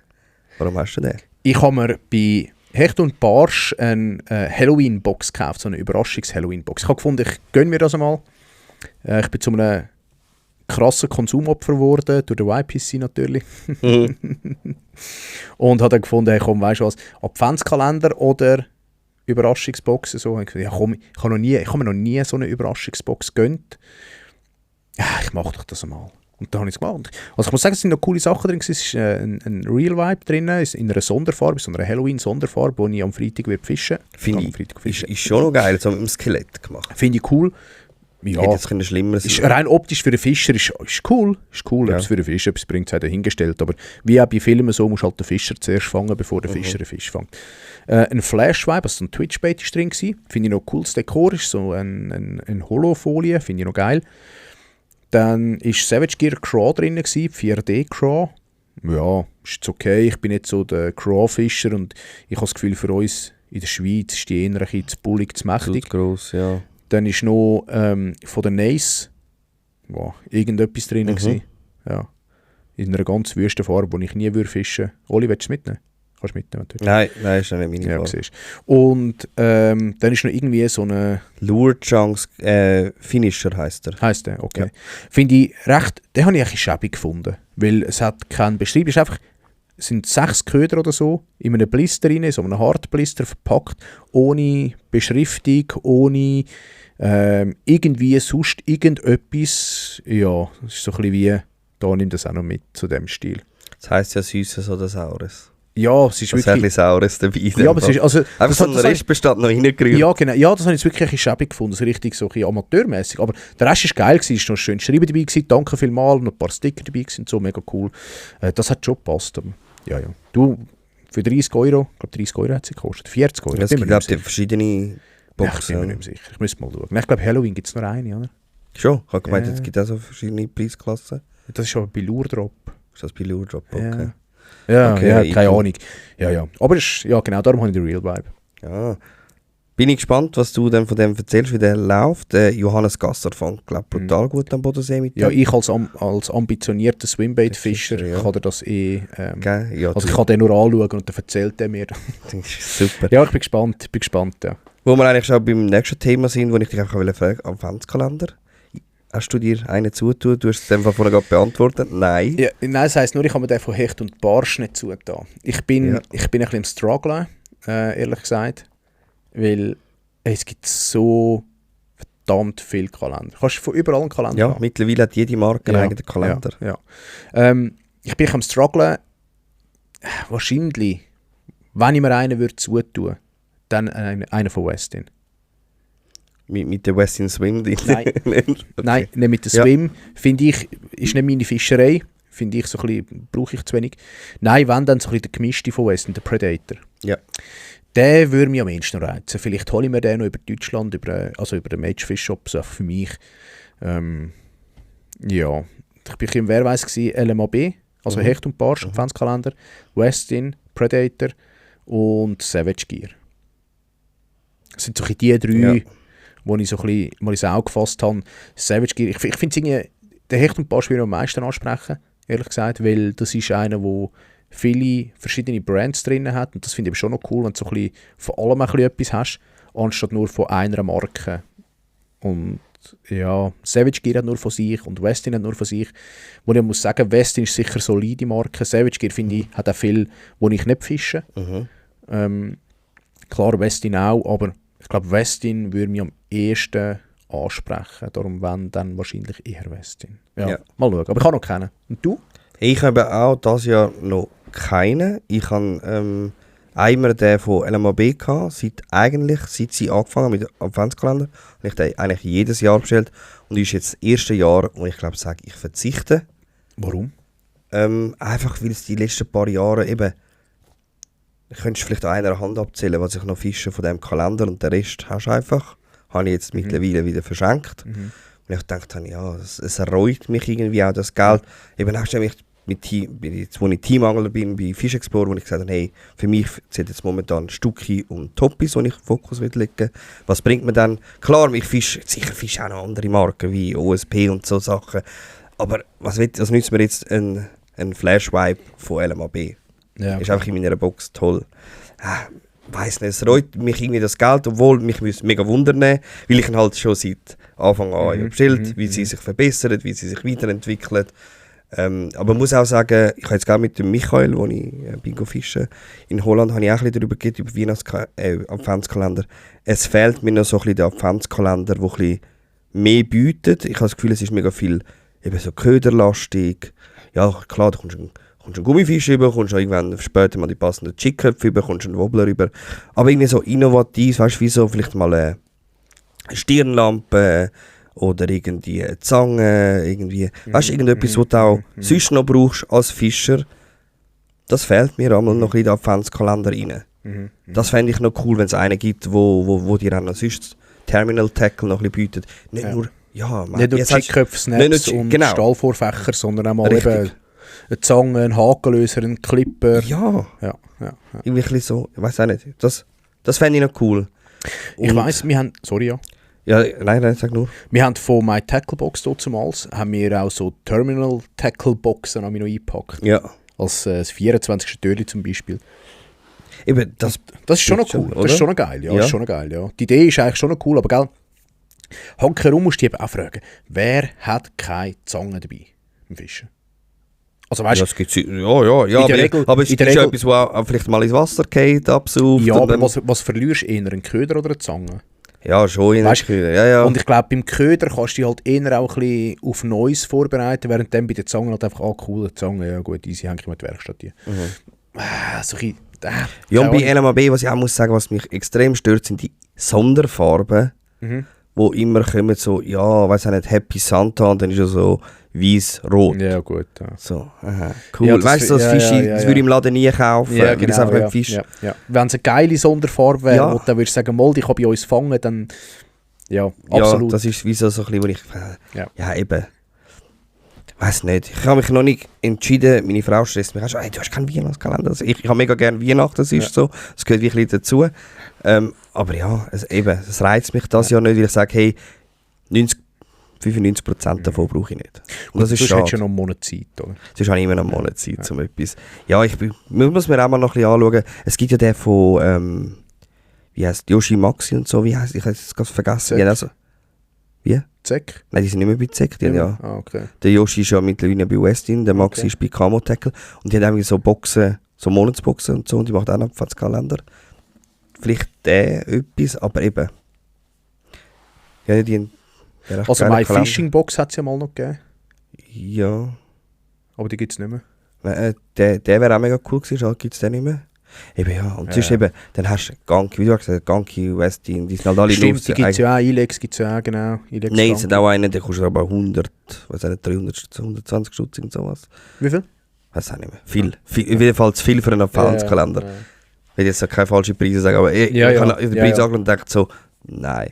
Nein, aber ich glaube, so ein Westin, eben, ich will einfach nicht nur einen von einem Köder, wie jetzt mit der Westin Swim. Ja. Weißt du, ich finde es eine coole Idee, so, dass wirklich der Köder eigentlich angepreist ist und in diversen Farben, Formen, what else. Da muss ich sagen, hey, also, come on, man. Der Fisch ist nur Swim, wenn du 24-tätige Westin Swim hast. Also eben, was machst du dann? Also, fragst du falsch. Keine Ahnung, also ich wäre verloren. Ich würde wahrscheinlich alle irgendwie, keine Ahnung. Ja, verschenken wäre auch schade, aber Facebook verkaufen. Keine Ahnung. Eben, ja, das ist, ich frage mich, ich kaufe, also nicht mit dem Wunder auch, was sie daraus rausziehen, ob sie das gut verkauft haben oder nicht. Ja, voll, absolut. Aber also in Deutschland ist der Westin Swim schon ausverkauft. Nein. Also ohne in Deutschland, Scheiß. bei Mädchenfisch Deutschland, so muss ich sagen. Mädchenfisch Deutschland. Dort ist der Westin Swim schon ausverkauft, die erste Lieferung. Ich weiss nicht, wie viel das kann. Aber der ist auch gut gelaufen. Okay. Ja. Das überrascht mich Ja, definitiv. jetzt. Aber eben, wie bei Neis, gell? Es gibt einfach so Freaks, die das wollen und ja, halt das Ganze dann auch kaufen. Vom Premium Predator Adventskalender hat es noch 8 und vom normalen hat es auch noch 8, aber der Swim, der ist weg. Der ist Krass. Das hätte ich jetzt nicht gedacht. End of Life. Okay. Hey, ja, haut doch mal Ihre Kommentare rein, ob ihr einen Adventskalender kauft. Und wenn ja, welchen? Ja, wäre mega spannend zu wissen, welchen, dass wir da sollen, uns zulegen. Ja, voll. Vielleicht könntest du das als Umfrage rein tun, mal in die Episode auch wieder mal eine Umfrage drin. Ja, gut, aber du musst eben die Antworten vorgeben. Aha, fuck. Gut, ich hätte fragen, kauft ihr euch einen Adventskalender? Ja, Wenn ja, ab in die Kommentare. voll. Ja. Hey, dann einfach noch ganz kurz, Survival of the Fittest ist abgedreht worden. Ich glaube, letzte Stimmt. Woche, als ich in Holland war, haben sie das gedreht. Sie hat irgendetwas gesagt im Podcast, oder? Nein, ich habe es nur gesehen auf der verschiedenen Story von Yoshi, von Johannes. Okay. Nicht mit dem Wunder, wenn da die ersten Folgen dann ausgestrahlt werden, wie es ihnen gegangen ist, was das Format dann ist, Mhm. ob es catcht, so wie YPC. Bin Mhm. ich gespannt. Mhm. Dann Fischer.ch sucht einen Kundenservice-Mitarbeiter. Also sie sind mächtig da am Leute Cool. suchen. Nicht mich Wunder, Ob sich jemand meldet. ob sich jemand meldet. Ja. Dann Nace hat jetzt dann, diese Woche, nächste Woche, einen Winterdrop, unter anderem eine Winterjacke für die Nace-Fans sind, so wie ich. Schaut doch mal rein. Yay. Yay! Ja, also der Rucksack, muss ich sagen, kauft euch den Rucksack, der ist geil. Der ist wirklich geil. Da lohnt sich das Geld wirklich. Ja. Ist geile Features auch, also vorne am Rucksack hast du wie so ein Band eigentlich, so ein Fach, wo du den Kescher gut kannst rein tun, weißt du, so mit Griff und Netz. Mhm. Passt perfekt rein. Also Okay. ich muss sagen, sie haben sich schon etwas überlegt bei diesem Ja. Rucksack. Ja. Gut, gell, ich habe meinen vorhin einfach zusammengeklappt und kann so beim Ja, das Träger, ja, finde ich auch noch geil. finde ich Ist auch gut, ist super, ja. nice to To have. ja, okay, ist ein glücklicher Zufall. Welchen Kescher hast du? Ein Westin. Ah, du hast jetzt Westin. Ich habe einen Westin Bin ich von gar immer. nicht zufrieden gewesen. Mal ich schon, ich finde ihn mega nice. Ja. Ich bin zufrieden. Ich habe den, wo du am Griff drehen und dann kannst du ihn rausziehen und dann wieder zusammendrehen. Okay. Und dann kannst du ihn eigentlich zweimal ihn so verlängern. Finde ich voll okay. Jetzt auf dem Boot habe ich den Gross von Westin. Den habe ich mal zu Lungern gekauft. Da ist ein Shorty hinter dem Dings gestanden. Das ist ein richtiger Optimist von immer, sagen wir Ami.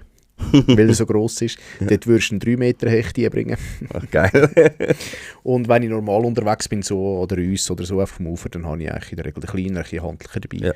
Ja. Wo du aber gleich, also 1,10 Meter bringst du auch rein. Das ist, Ja. 1,15 Meter ist auch noch machbar. Ja, genau. Alright. Das Ja. waren die News gewesen. Also Ja. nicht so viel. Hey, dann hau ich noch geschwind etwas raus. Und zwar haben die Fischereipatente im Kanton Zürich aufgeschlagen. Nein! Sie haben Sicher. wie sagen wir dem, ein Bulletin rausgelassen. Ein Bulletin. Bulletin, ja, was else, wie auch immer.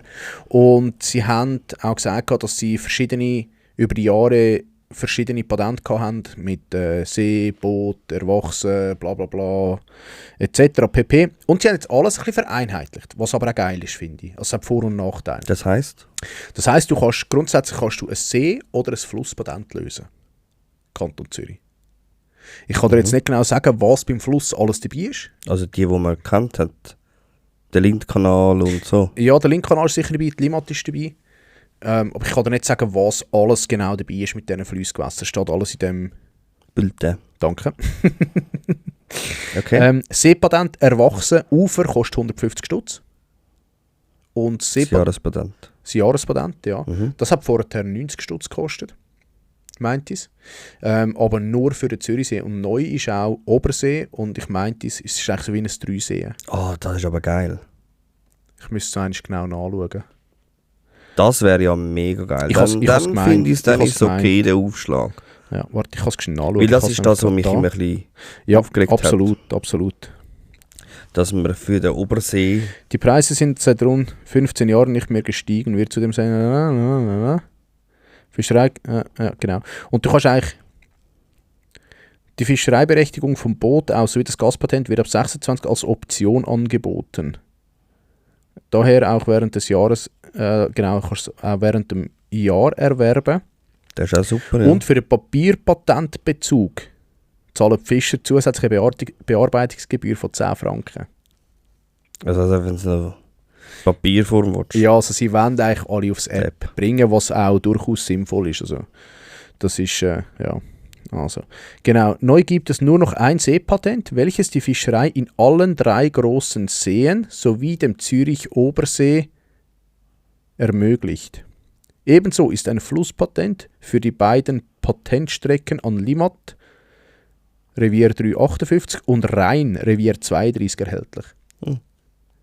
Also du hast eigentlich Seepatent Erwachsen vom Ufer kostet 150 Franken, Seepatent Jugendliche Ufer kostet 60 Franken und dann kannst du die Zusätze lösen. Also das heisst, mein Patent kostet 150 Franken plus Zusatzboot 170 Franken. Da sind wir bei 320 Franken. Plus Zusatzgast noch 60 Franken, sind wir bei 380 Franken. Ich kann dir nicht mal sagen, was ich jetzt damit gezahlt habe für 3 Seen mit Gast. Ja, aber dann muss ich Aber schon es ist auch sagen, etwa um sind das schon rum auch gewesen. Ich glaube 350 Franken habe ich gezahlt. 380 ist jetzt gesamt. Ja. Für 380 fische ich im ganzen Kanton Tessin. Und ich habe glaube 350 gezahlt für 3 Seen mit Gast. Okay. Ja. Finde ich jetzt schon Du, aber jetzt extrem mache ich es viel. einfach so, jeder, der mitkommt, zahlt mir einfach 20 Noten, Ja, ist doch die okay. auf mich fischen. Ja, ja. Flusspatent Erwachsen kostet 170 Franken. Mhm. Tageskarte 30 Franken, für die Jugendlichen 15 Franken. Ich glaube, die haben jetzt auch 5 Stutz Aufschlag gemacht. Das ist vorne Ja, gerade das ist gut möglich. 25. Ja, das ist gut möglich. Das ist gut möglich. Du, Geld, das Geld, ich hoffe, es wird auch Oh, etwas ja. bringen und es wird in die Nachhaltigkeit einfließen. Ja, so dass wir auch die Gewässer weiterhin effektiv können befischen können. Genau. Ich finde es viel Geld, finde ich jetzt so für ein Patent. Nur Zürich, in Anführungszeichen. Ja, Nur Zürichsee. ja. Aber eben, wie du sagst, wenn sie es sinnvoll einsetzen, dann, Ja, richtig. dann ist mir das Geld auch wert, um das zu kaufen. Aber es ist ja nicht nur Zürichsee. Es ist ja auch Pfäffiker und Greifensee. Okay. Also es ist ja für alle 3 grossen Seen, inklusive Obersee. Ja. Das ist, ja, ist eigentlich das 3-Seen. Das 3-Seen-Patent. Okay, also Wo du jetzt für 170 Stutz bekommst. ja. Oder Okay. 150, 170, 150 Stutz. Ja, perfekt. Also von dem her, ich finde es eigentlich okay. Ich finde es okay. Ja. Ich weiss nicht, was 3 Seen-Ufer, ich glaube 120 Franken gekostet hat. Letztes Jahr. Ja, gleich nochmal, hey, im Tessin fischen wir das Geld im ganzen Kanton. In Holland fisch ist 5 Jahre für das. ja, Ja, eben schon ja. grad, aber Also weißt du, Ja, es ist schon... Natürlich, ja klar. Aber gell, darfst du uns ja auch nicht mit Holland vergleichen, wir haben ja auch nicht so viel Fisch. Ja, richtig. Ja, das wäre es eigentlich von meiner Seite her gewesen mit den News. Ich habe sicher ein paar Sachen vergessen, bin ich überzeugt, weil ich es einfach nicht aufgeschrieben habe, weil wir doch schon so eine lange Zeit hatten. Aber ja. Das Thema haben wir gehabt. Dann kommt entweder oder.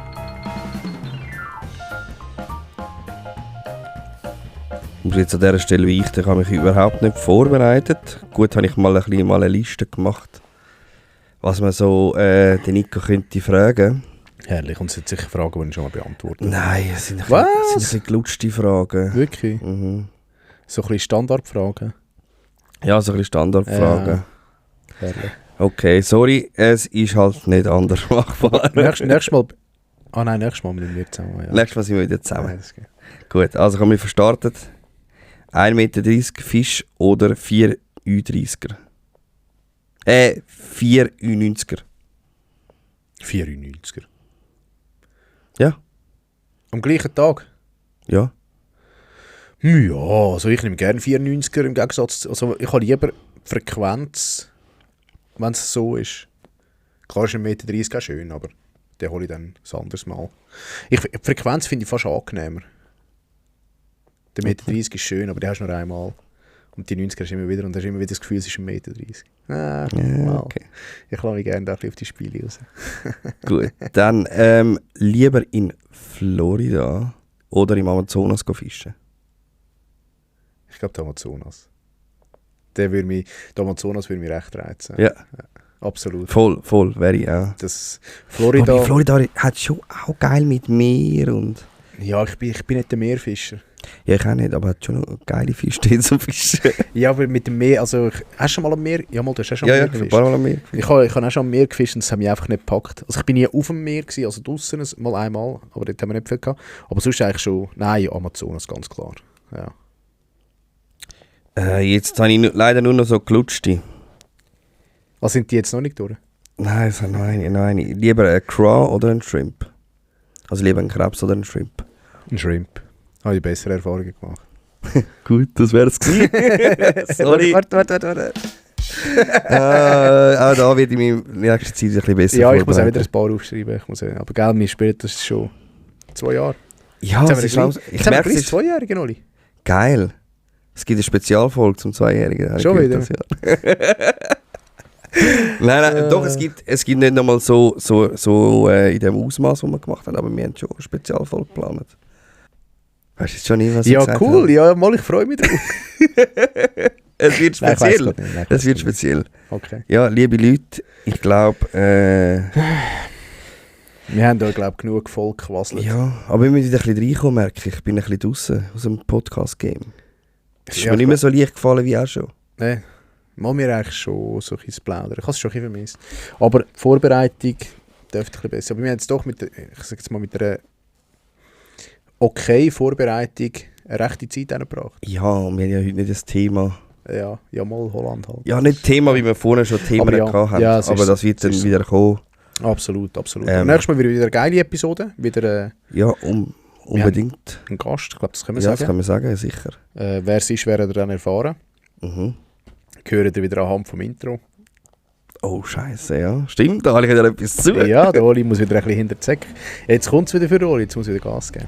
Jawohl. Aber ich würde sagen, wir sind draußen für heute. Ciao zusammen. Yeah, erste Podcast in der Schweiz übers Fischen ist draussen. Eben schon Glas und Bier, rufe Fisch verrückt, treffen sie in den Buff oder werfen im Wasser. Die nächste Folge vom Forellenkönig und ein Bär sind im Kasten. Tight Lines, Baby!